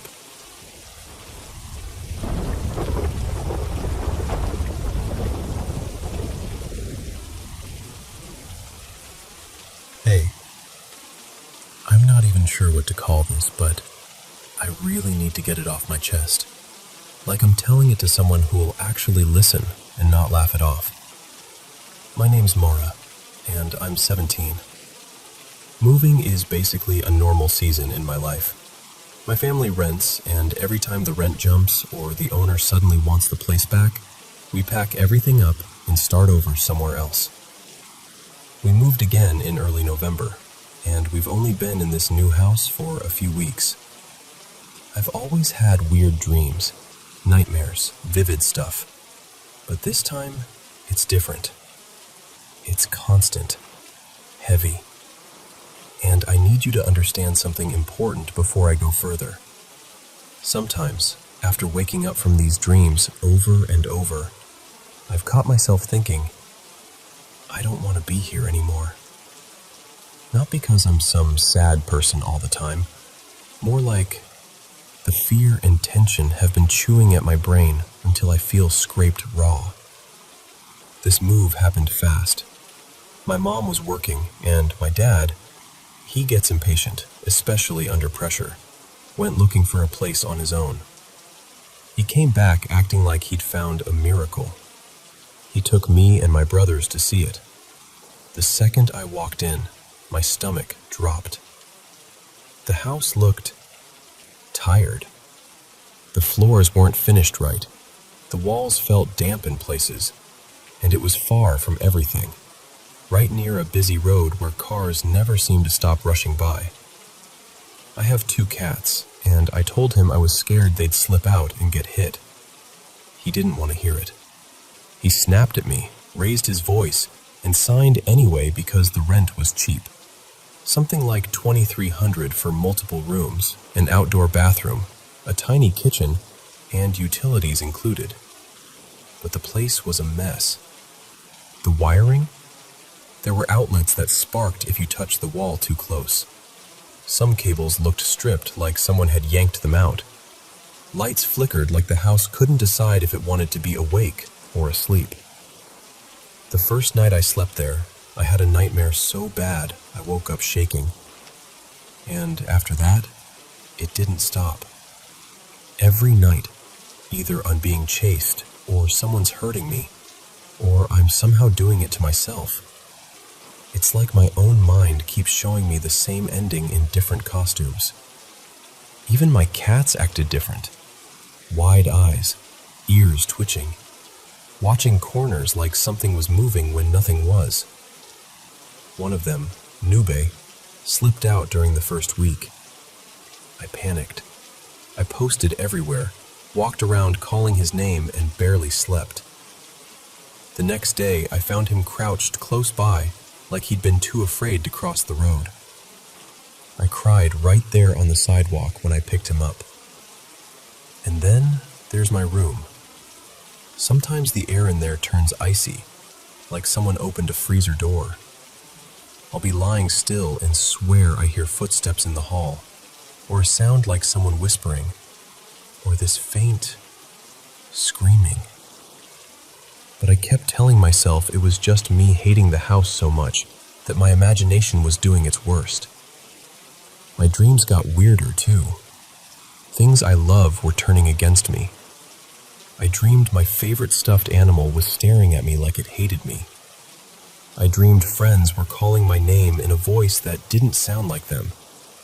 I even dreamed Nube spoke, like a real voice, and tried to warn me about something in the house. I woke up with my heart pounding and couldn't remember the words, only the feeling. Don't ignore this. This morning at breakfast, I finally said something out loud. I thought maybe if I said it, it would sound ridiculous and shrink. But it didn't. Then my little brother Iker said something that made my skin crawl. He told us that one early morning, he woke up and saw a woman walking slowly down the hallway. He said he couldn't move, like his body had turned to stone. He wanted to wake me but couldn't speak. And another night, he said he saw her again, closer, reaching toward my bed. And this is the part that made my stomach drop even harder. He said Nube suddenly arched his back, fur standing up, and made that deep warning sound cats make when they're truly scared. And then, according to my brother, the woman turned away and disappeared down the hall. We all just stared at each other like we'd accidentally said the same secret out loud at the same time. That's when Daniela told us what she'd heard from the owner, that an elderly woman died in this room years ago. Not recently, maybe 6 or 7 years back. The owner apparently said she was difficult, that people avoided her, and that her family didn't treat her kindly. Nobody even seems sure how she died. Natural causes, or something darker. Just rumors. But once that story landed in the middle of everything we'd been feeling, it was like the house got heavier. And now I'm here, stuck in this place until late December, trying to pretend I'm okay when I'm not. My friends don't believe me. They joke about it. They say I'm overreacting. They want me to see the school psychologist, and part of me wants to scream, but what if this is real? And another part of me is scared because even if it's not paranormal, something is still happening to me. Fear, stress, sleep deprivation, and it's pulling me into thoughts I don't want. So I'm telling you this like I'm sitting across from you, hands wrapped around a warm mug, trying not to shake. I don't know what I believe. I just know I'm scared, and I'm tired, and I don't want to feel like dying just because a house feels wrong. If you're hearing me right now and you've ever felt that same, I can't do this anymore feeling, please don't carry it alone. Tell a safe adult today. A parent, a relative, a school counselor, someone who can help you get through the next hour and the next night. And if you feel like you might hurt yourself, treat it like an emergency. Call your local emergency number right now, or reach out to a crisis line in your country. You deserve support that takes you seriously. Whether what's happening is paranormal or just fear and stress, your safety matters more than proving what's real.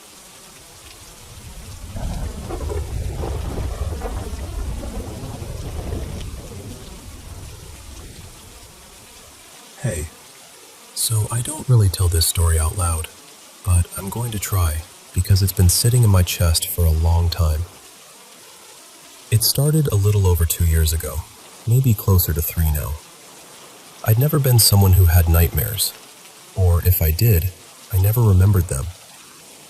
But then, out of nowhere, I began waking up shaken, like my body had been through something my mind couldn't explain. The dreams were always the same kind of wrong. In them, I was trapped in these sexual situations with creatures, half human, half feline. Human arms and hands, except the fingers ended in claws. Their faces were unmistakably cat-like, muzzles, those watchful eyes. And there were always 2 or 3 of them. Always. Like they were waiting for me to show up. One dream stands out more than the others.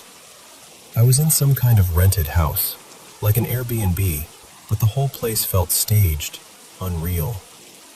Everything was this deep, burnt orange color, like the walls, the couch, even the light itself had been soaked in it. I remember walking down a short hallway into a room, and I heard a voice, not from a person, just in the air, telling me calmly, "The drain is blocked. You should find another place." In the room, there was a big cat on the bed. Not a house cat, something like a leopard or a panther, stretched out like it owned the space, staring straight at me without blinking. And then one of the creatures was there in front of me. I don't want to get graphic, but the dream turned intimate and aggressive in that way nightmares do, where you're present, but you don't have control. I remember trying to push away, trying to reclaim myself, and I shouted, "Stop! I want to go! Leave me alone!" She was a few steps away when I said it. And that's what scared me most, because she didn't walk back toward me. She just appeared right in front of me, like the distance had never existed. She pressed her clawed hands flat against my chest and said, almost gently but completely certain, "No, you'll stay with me." I can still see her face, light hair, pale eyes, blue or gray, and faint feline markings across her cheeks like stripes. It wasn't cartoonish. It looked disturbingly real. That's when I jolted awake. I was lying on my back, staring up at the ceiling, heart hammering. And the first thing I felt was pressure, like there had been something heavy sitting on my chest, something that was lifting away right as I became conscious. I sat up, gasping, and then I noticed the scratches. Across my chest, my neck, my arms, a couple on my lower stomach. Thin lines like someone had raked me with nails. And here's the thing, I didn't have pets. No cat, no dog, nothing. No sharp objects near the bed. I chew my nails down to nothing, always have, so it wasn't me in my sleep.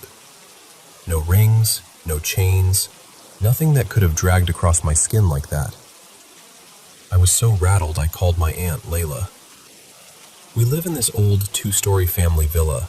She stays upstairs, I'm downstairs. It was just before sunrise. That gray-blue hour where everything feels quiet and exposed. I know how it sounds, okay? I'm a grown man. But I told her, something is tormenting me. I can't sleep.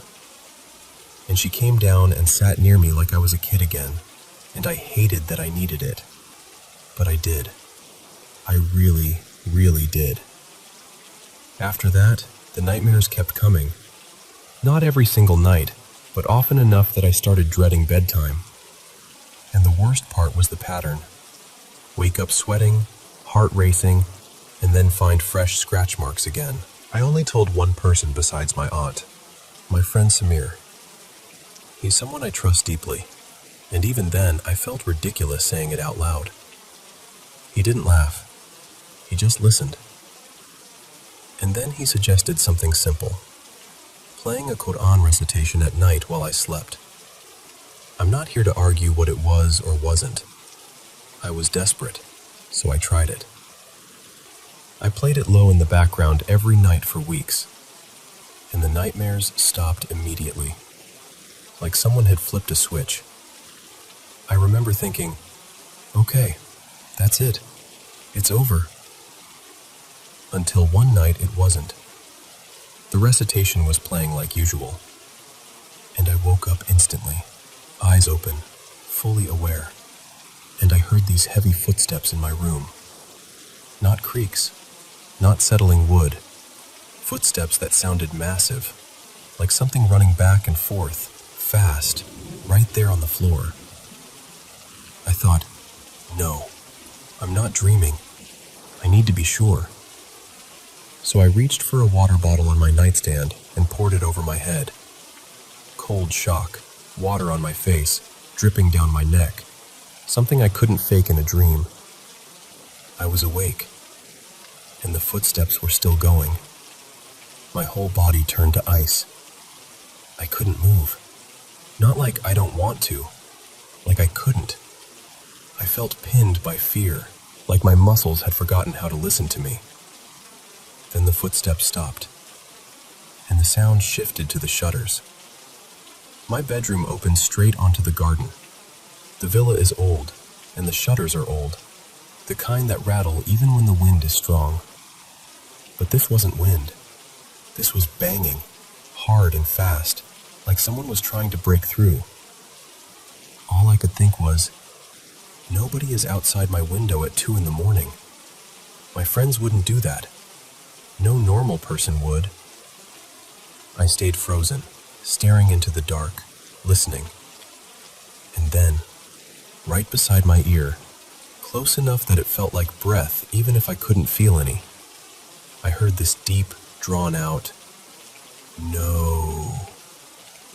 Not angry, not threatening in a movie way. It sounded suffering, like grief in a voice, like something in pain. And the moment it ended, everything stopped. No more footsteps, no more banging, no more presence I could sense in the room. After that, the nightmares faded. The scratches stopped. The whole thing let go of me. But even now, when I get a regular nightmare, just a normal human nightmare, I feel that old fear rush back, that dread of sleep, like my body remembers before my brain can argue with it. I'm not telling you this because I want attention. I'm not trying to convince anyone of anything. I'm honestly just someone who lived through nights that didn't make sense, and I still don't know where to put them. I guess what I'm saying is, if you've ever had nights like that, if you've ever woken up with your heart in your throat and the feeling that something crossed a line into your life, I understand you. I really do.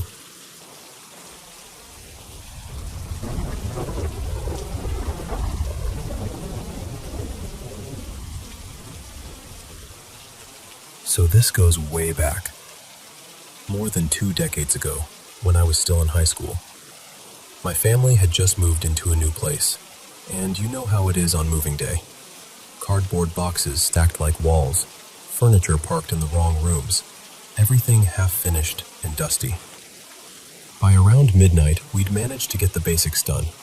My parents' room was usable, the kitchen was functional, and we'd cleared enough space in the living area and dining room to at least walk through without breaking a toe. My parents were completely wiped, so they just crashed. I went to what was supposed to be my bedroom, and yeah, no chance. It was basically a storage unit with a door. So I did the only thing I could think of. I shut the door, shoved a couple boxes aside, and made this pathetic little sleep zone by laying a mattress across a few sturdier boxes. Not comfortable, but I was too tired to care. And right as I'm about to lie down, I hear this meowing, I turn, and there, like it belonged there, was a black cat sitting in the middle of the room. The moonlight was coming through the window and landing right on it, like a spotlight. It wasn't scared. It just sat there, meowing over and over, slow and insistent, like it wanted me to notice it. I walked closer, and it held still for a few seconds, then calmly stood up and padded into the darker corner of the room. I flipped the light on, thinking, okay, it ran under something, and it was just gone. No scrambling, no thump, no sound at all. I searched everywhere, behind boxes, under furniture, even inside a partly open suitcase. The windows were locked, the door was shut. There was nowhere it could have gone. And in the process of searching, I managed to make the room even worse than it already was. At that point, I was out of energy and, honestly, a little unsettled. So I dragged my mattress out into the hallway where it was clearer, turned off the lights, and lay down. I just wanted sleep. I wanted my brain to shut off. Maybe a minute passes, maybe less, and I hear footsteps behind me. My first thought is, great, I woke my parents up with all that noise. And because the hallway was dark, I didn't want them stumbling over me.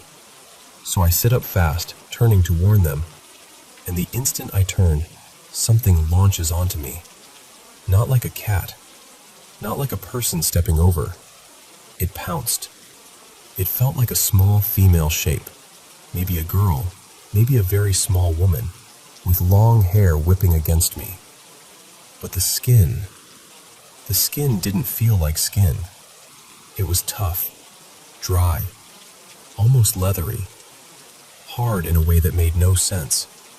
In one movement, it straddled me and drove its knees down into my stomach and ribs like it was trying to pin me to the floor. The weight was horrifying. It wasn't the weight of a kid.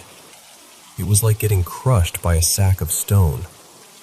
I grabbed at its neck automatically, like pure instinct, like, get off me. But it didn't feel like a neck. It felt like I had my hands around a smooth, solid pillar, like polished rock. No give, no softness, nothing human. And then there were the hands. This part still makes my stomach turn when I remember it. It didn't feel like it had fingers, like the arms ended in blunt ends, and it was shoving at my forearms with these fingerless, wrist-like stumps, trying to pry me away. I know this is going to sound weird, but in that moment I wasn't even afraid yet. I was furious. I genuinely thought somebody had broken into the house and tackled me in the dark. I was fighting like an animal. I tried to look at its face, but I couldn't make out anything. No eyes, no mouth, just black, like the darkness had mass. I scrambled, half crawling, half stumbling to the light switch, and snapped the light on. Nothing. No one. Just the table overturned like something had hit it hard. My parents came running out immediately, panicked, asking what happened. We searched the house, then the yard. My dad even went next door and got the neighbors to help look around.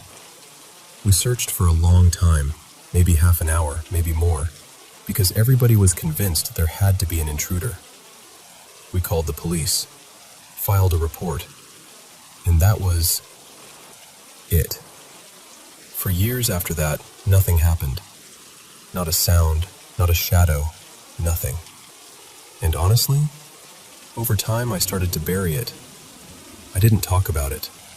I told myself it had to be some kind of half-asleep nightmare, except the table being knocked over didn't fit that explanation at all.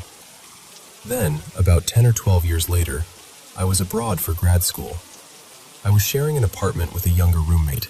His name was Mateo, and he was one of those people who was always joking, always upbeat, never dramatic. The kind of guy you'd never expect to freak out. One night, I'm dead asleep, and his scream rips me straight out of it. I hear him sprinting down the hall, and I bolt up and chase after him, because my brain goes immediately to, fire? Break-in? Something's wrong. I catch up in the kitchen and he's pale, wide-eyed, shaking, almost laughing and crying at the same time. It was such a ridiculous expression that a tiny part of me wanted to laugh, until I realized he was genuinely terrified. I'm like, "Mateo, what happened?" And he tells me, in this rushed, breathless voice, that he lay down on his bed and looked across the room and saw a little girl sitting on my back while I was sleeping. Just sitting there, like it was normal. And then he said, this is the part that made my skin go cold. When the girl realized he could see her, she turned toward him and jumped. Not a normal jump. He described it as this long, low, frog-like leap, straight toward his bed. That's when he screamed and ran. And the crazy part is, I had never told him my story. Not even a hint of it. He had no reason to invent something that matched what I'd experienced. After that night, I barely slept for a week. I kept thinking, if it's real, why can he see it? Why can't I? Now jump to the present. My wife Alina started saying something about a week ago that after midnight, usually after midnight, she sometimes sees this woman-shaped shadow in the corner of our bedroom. Not every night, just twice so far. But twice is enough, you know? Now she won't go to the bathroom alone in the middle of the night. She asks me to walk with her, and I do, because the fear in her voice is very real. And then there's the other thing, small but strange. I've been sitting on the toilet a few different times, half distracted, and the shower curtain has moved on its own. Not like a gentle sway either, like it got tugged. 3 separate times. Here's the part that messes with me the most. We live on the 10th floor of a big apartment building. The place is relatively new, only a few years old, and we are literally on the opposite side of the world from that first house. So I don't know if any of this is connected. I don't know if it's just coincidence, or stress, or brains playing tricks in the dark. But I do know this. It scares me in a way that the original incident didn't, because back then it was just me. Now other people around me are seeing things, and I'm the one who can't. And that thought keeps me awake more than anything.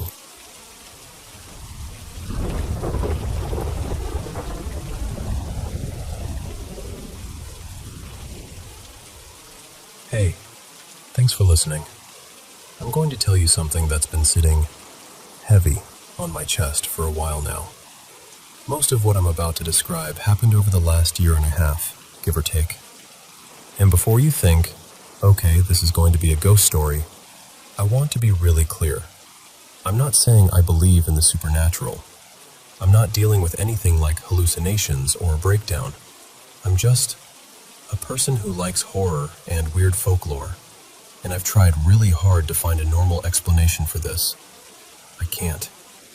Also, my English isn't perfect, so if I phrase something strangely, just bear with me. So, the place I live, it's been in my mom's family for generations. It's out in the countryside, and the house is this old, roomy estate. Nothing fancy like a castle, but definitely bigger than a normal house. Behind it, there's a stretch of forest that goes back a couple kilometers. I grew up roaming those trees like they were part of the backyard. There's also this story tied to the land. Supposedly, about a century ago, the original house that stood here was robbed. Some writer, a woman from the local legend, took off with a bunch of silver, and then the place burned down. We even found this battered little ledger during renovations, like a family history book, but it vanished after we moved things around. I still get annoyed thinking about it, because it felt like proof that the land had history. Anyway, it was a good place, a safe place, until it wasn't. The first time it happened, my bandmates had come to crash at my place because we had a show nearby the next day. We'd been up late messing around, laughing, eating junk, the usual. They all decided to sleep in the downstairs den because it's basically our second living room, and I went up to my bedroom on the second floor. It was summer, hot and still, so I left my window open. I fell into bed around maybe 2 or 2:30 a.m., and right as I was slipping into sleep, I snapped fully awake because something outside sounded like a person being torn in half. It was a scream, but not like a movie scream, not even like a drunk person yelling. This was raw, harsh, like something with a shredded throat pushing air through it anyway. The scream would last maybe 4 seconds. Then there'd be this awful, scraping inhale, just as loud, like the thing was dragging breath back into its body. Then another scream, over and over. And the worst part was how close it sounded, like it was right in front of the house, right under my open window. At first my brain tried to be sensible. I thought, someone's hurt. Someone crashed a bike. Someone's being attacked. But the longer I listened, the more that explanation fell apart, because between the screams, I could hear it moving, running, on gravel. Not 4 feet, 2. Clear, fast footfalls, like a person sprinting, except it moved wrong. Too quick, too light and too rapid, like it was circling the yard without slowing down. I couldn't see it, my blinds were down, and I didn't want to. I know how that sounds, but I felt this cold certainty that if I peeked out and it noticed me, that would be it. I would be the next thing making that sound. So I stayed frozen in bed, staring at the dark ceiling, listening to it scream and breathe and sprint in the front yard like it owned the place. Eventually it ran off, still screaming, and as it got farther, I realized just how fast it was. Like, if a normal person is a sprint, this was something beyond that. It ate distance, and when it was finally gone, the silence felt fake, like the world was holding its breath. I tried to record it at the end. My phone picked up almost nothing, just faint noise under the summer air. So I did the only thing I could think to do. I went downstairs. My friends were still awake, half watching some awful late-night movie, volume up. I said, "Did you hear that?" They blinked at me. "Hear what?" "The screaming," I said, and I swear my voice cracked. "The screaming outside." They all kind of laughed, softly, awkwardly, like they thought I was messing with them. But I could tell by how they watched me that they didn't think I was joking either. They just hadn't heard it. Windows closed, TV loud, basement walls. It hadn't reached them the way it reached me. I explained what happened, and they did that thing where they nod and act supportive, but you can tell they're thinking, "You were half asleep." I wasn't. I know the difference. I went back upstairs and passed out from pure adrenaline crash. After that, the woods changed. I used to walk through them every day, sometimes at night with headphones in like an idiot. But for months afterward, I avoided the tree line as much as I could. When it got dark earlier in the season, I'd turn off the light on my bike when I rode home, which is ridiculous because who does that? Someone who doesn't want to be seen by something that can run like that. Nothing happened for a while, and I started to tell myself it had been an animal.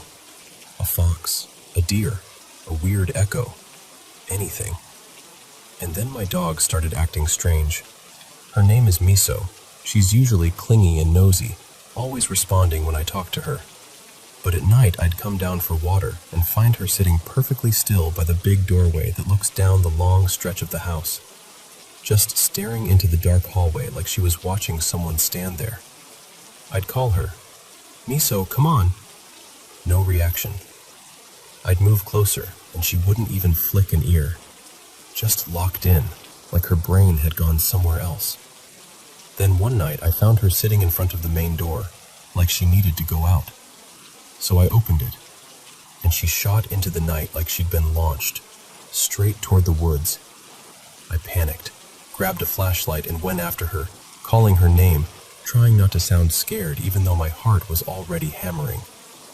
I made it maybe 40 or 50 meters into the backyard, past the open grass, close enough that the house lights looked far away, and I heard rustling, near me. So I stopped, thinking she was finally coming back. Then it happened again. That scream. It came from inside the forest, deeper than last time, but close enough that my skin tightened. And immediately the birds exploded out of the trees like the whole canopy had been punched. A second later, Miso tore out of the woods at full speed from the exact direction the scream came from. And I didn't even think. We both ran.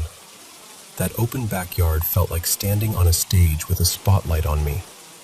I remember thinking, if something is watching, I'm the easiest target on earth. We made it inside. I slammed the door, locked it, locked the second lock, and stood there, shaking while the sound faded behind the walls. I barely slept that night. A few months passed after that. Life did what life does. School, work, rehearsals, and the memory started to dull again, like my brain wanted to survive by forgetting. But a few nights ago, it came back in a different way. I was in bed, trying to sleep, when I heard something hit the outside of the house. Not a branch, not wind. It was like knuckles. Quick, solid knocks against the wall. It stopped after a few seconds. Then the next night, the same thing. And the next. And then, this is the part that made my stomach drop. One night, it wasn't the wall. It was my window. Second floor. Light tapping, like fingernails. I just lay there in the dark, barely breathing, staring at the glass like I could will it to hold. And I kept thinking, how does something tap on a second floor window? A ladder? A tree? But there's no tree close enough to reach. And the tapping didn't sound like branches anyway. It sounded deliberate. So I'm telling you instead. Because I don't know what it is, and I don't know what it wants, and I'm getting really tired of pretending my own home isn't starting to feel like a trap. And I swear to you, if this was just one weird night, I'd shrug it off. But it isn't one night anymore. It feels like something has learned where I live.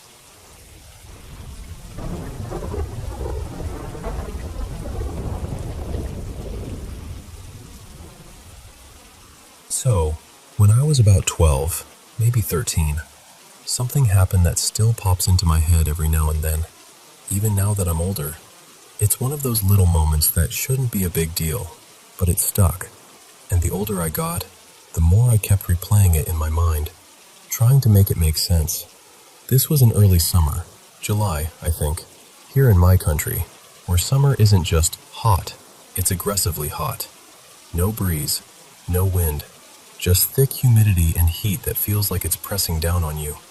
The kind of weather where even the air feels heavy and tired. At the time, my whole family was away. My mom and my siblings were traveling, so it was just me and my dad in this big, quiet villa. No housekeeper back then, and the place felt extra empty because of it. Every sound echoed. Every hallway felt longer. That day had already drained me.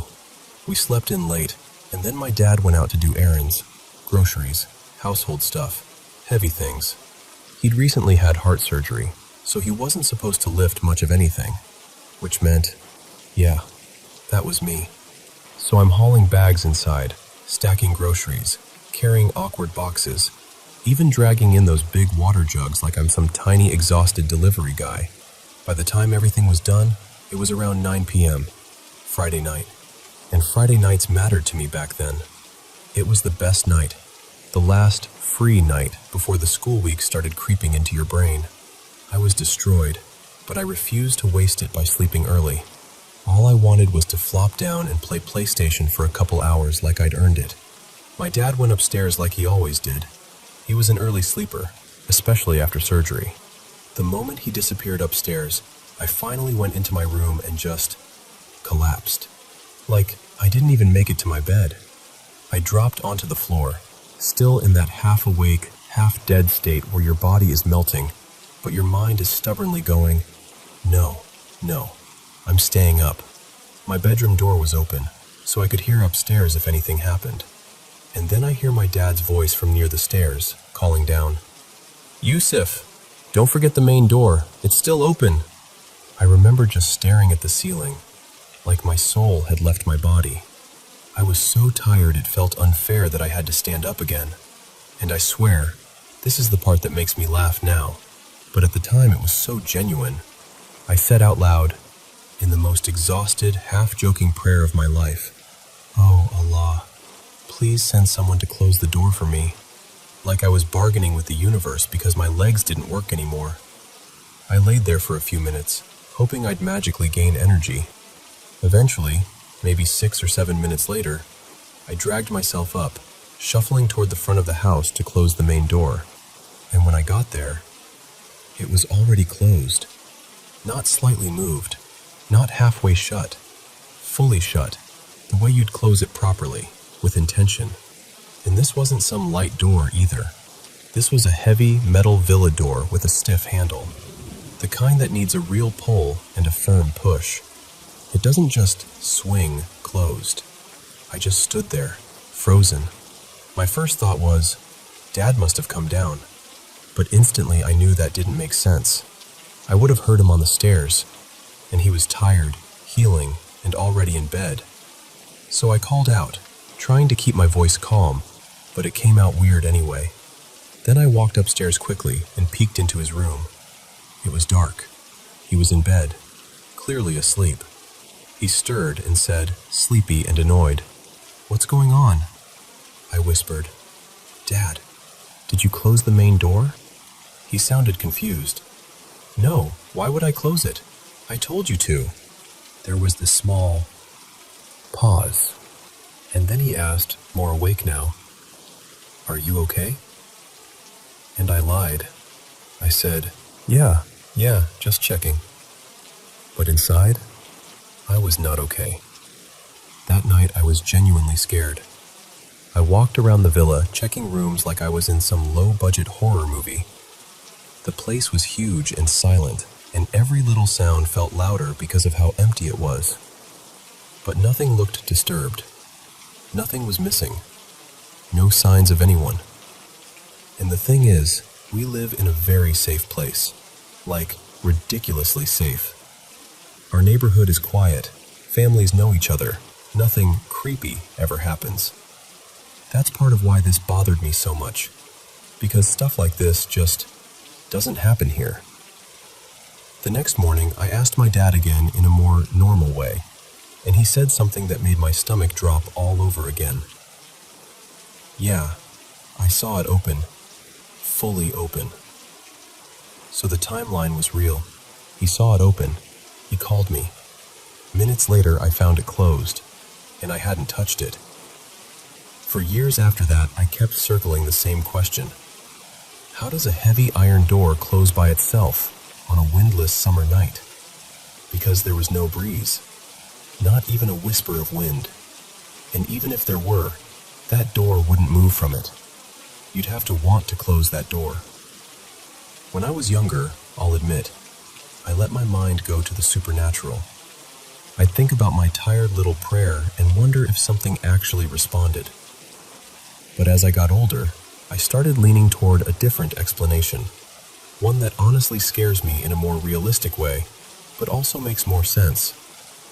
I don't think the door magically closed. I think someone opened it. Like, maybe the door had been shut but not locked. And while my dad was upstairs and I was lying exhausted in my room, someone, some human being, opened it. My dad saw it open and called down, and before I reached the front door, that person quietly closed it again and left. And why would someone do that? Because all the villas in our area look almost identical. Same design, same door style, same layout. It wouldn't be hard for someone to walk up to the wrong house. Maybe a neighbor's guest. Maybe someone visiting someone nearby. Maybe a delivery person confused in the dark. Try the door. Realize instantly they're in the wrong place. And then close it quickly and smoothly, like, nope, not this one. Nothing was stolen. Nothing was damaged. We didn't hear any footsteps, any banging, any panic. Just open, then closed. And still, even with that explanation, the weird part is, how did they open it at all unless it wasn't locked? So sometimes I still think about that tired little prayer I made. how ridiculous it was, and I wonder if it got answered in the most accidental way possible. Not by a djinn, but by a random person who just happened to close the door right after my dad yelled.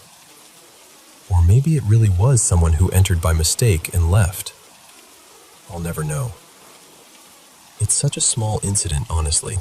No big dramatic ending, no proof, no cameras back then.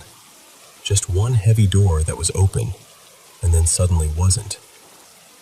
But it stayed with me, because where I live, we don't really get strange stories. Not like that. So when something even slightly eerie happens, it feels extra loud in your memory. And every once in a while, even now, I still catch myself thinking, what actually happened that night?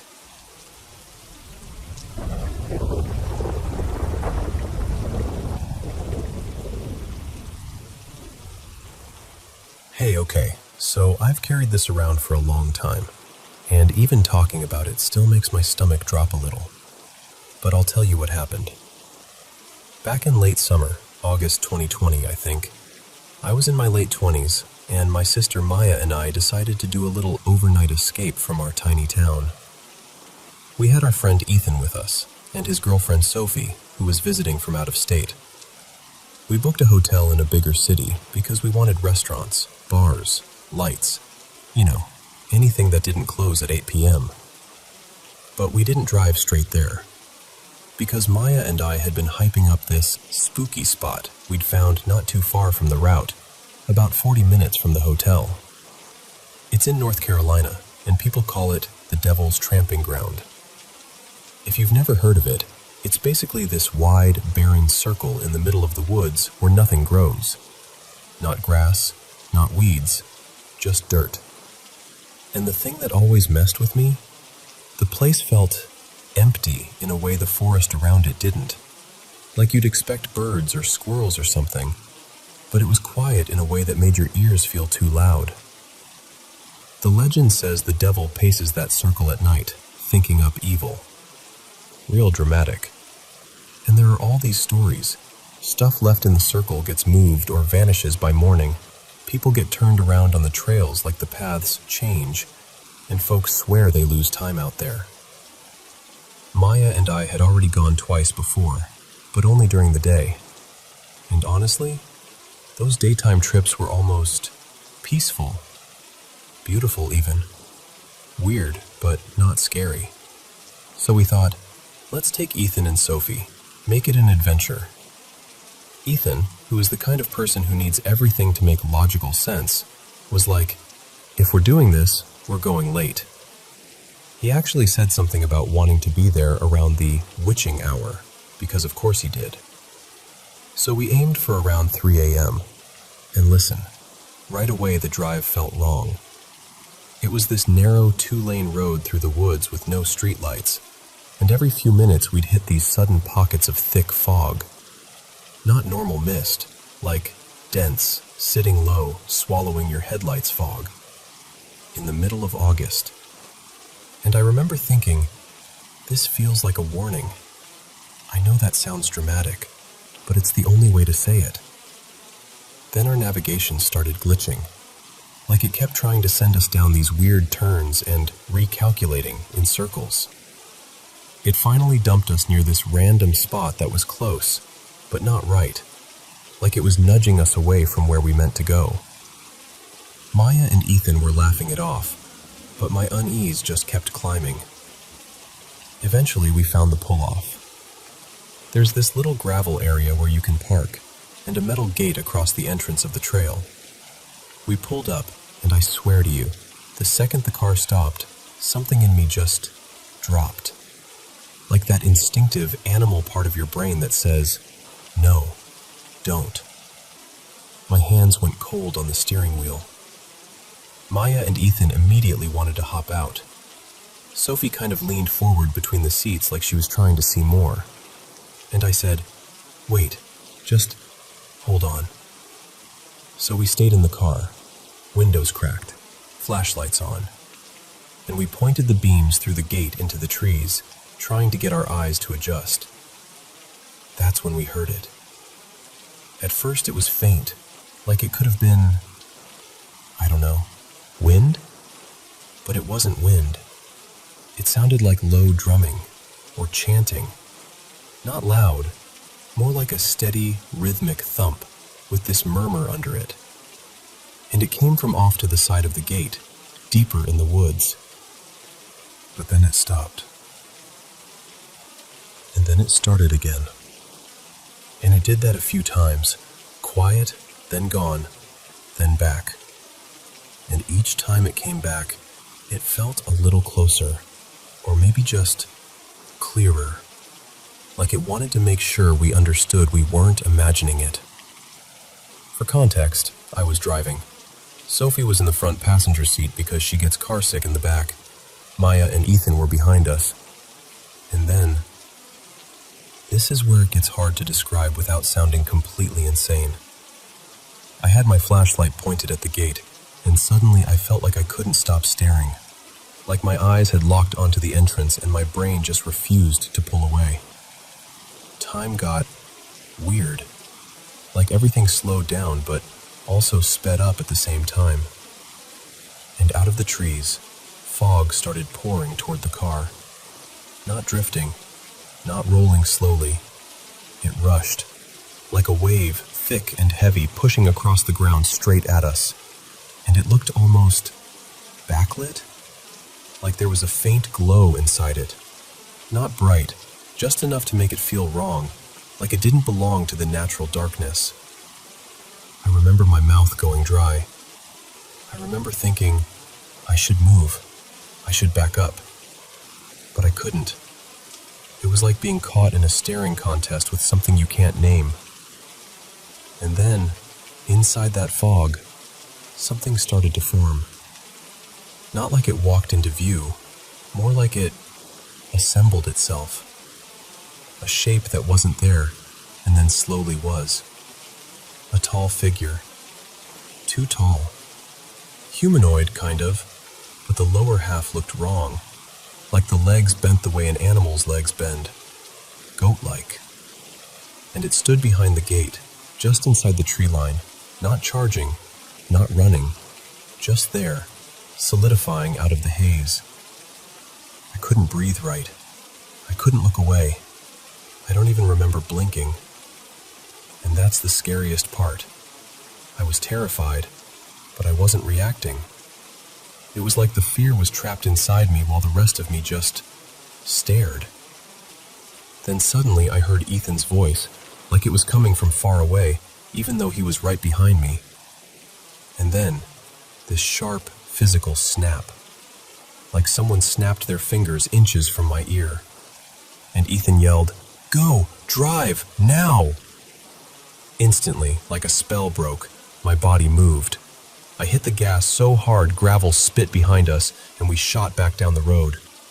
The hotel address was already up on the map, and I just followed it without saying a word. I don't even remember the drive. I remember being on the road, and then I remember pulling into the hotel lot like I'd teleported. When we got into the room, Ethan looked freaked out in a way I'd never seen. He said, "Nobody talk. Write down exactly what you saw. Don't tell anyone. Just write it." So we did. Maya and Ethan, Sophie and me. 4 separate papers. And here's the part that still makes my skin crawl. Sophie and I wrote almost the exact same thing.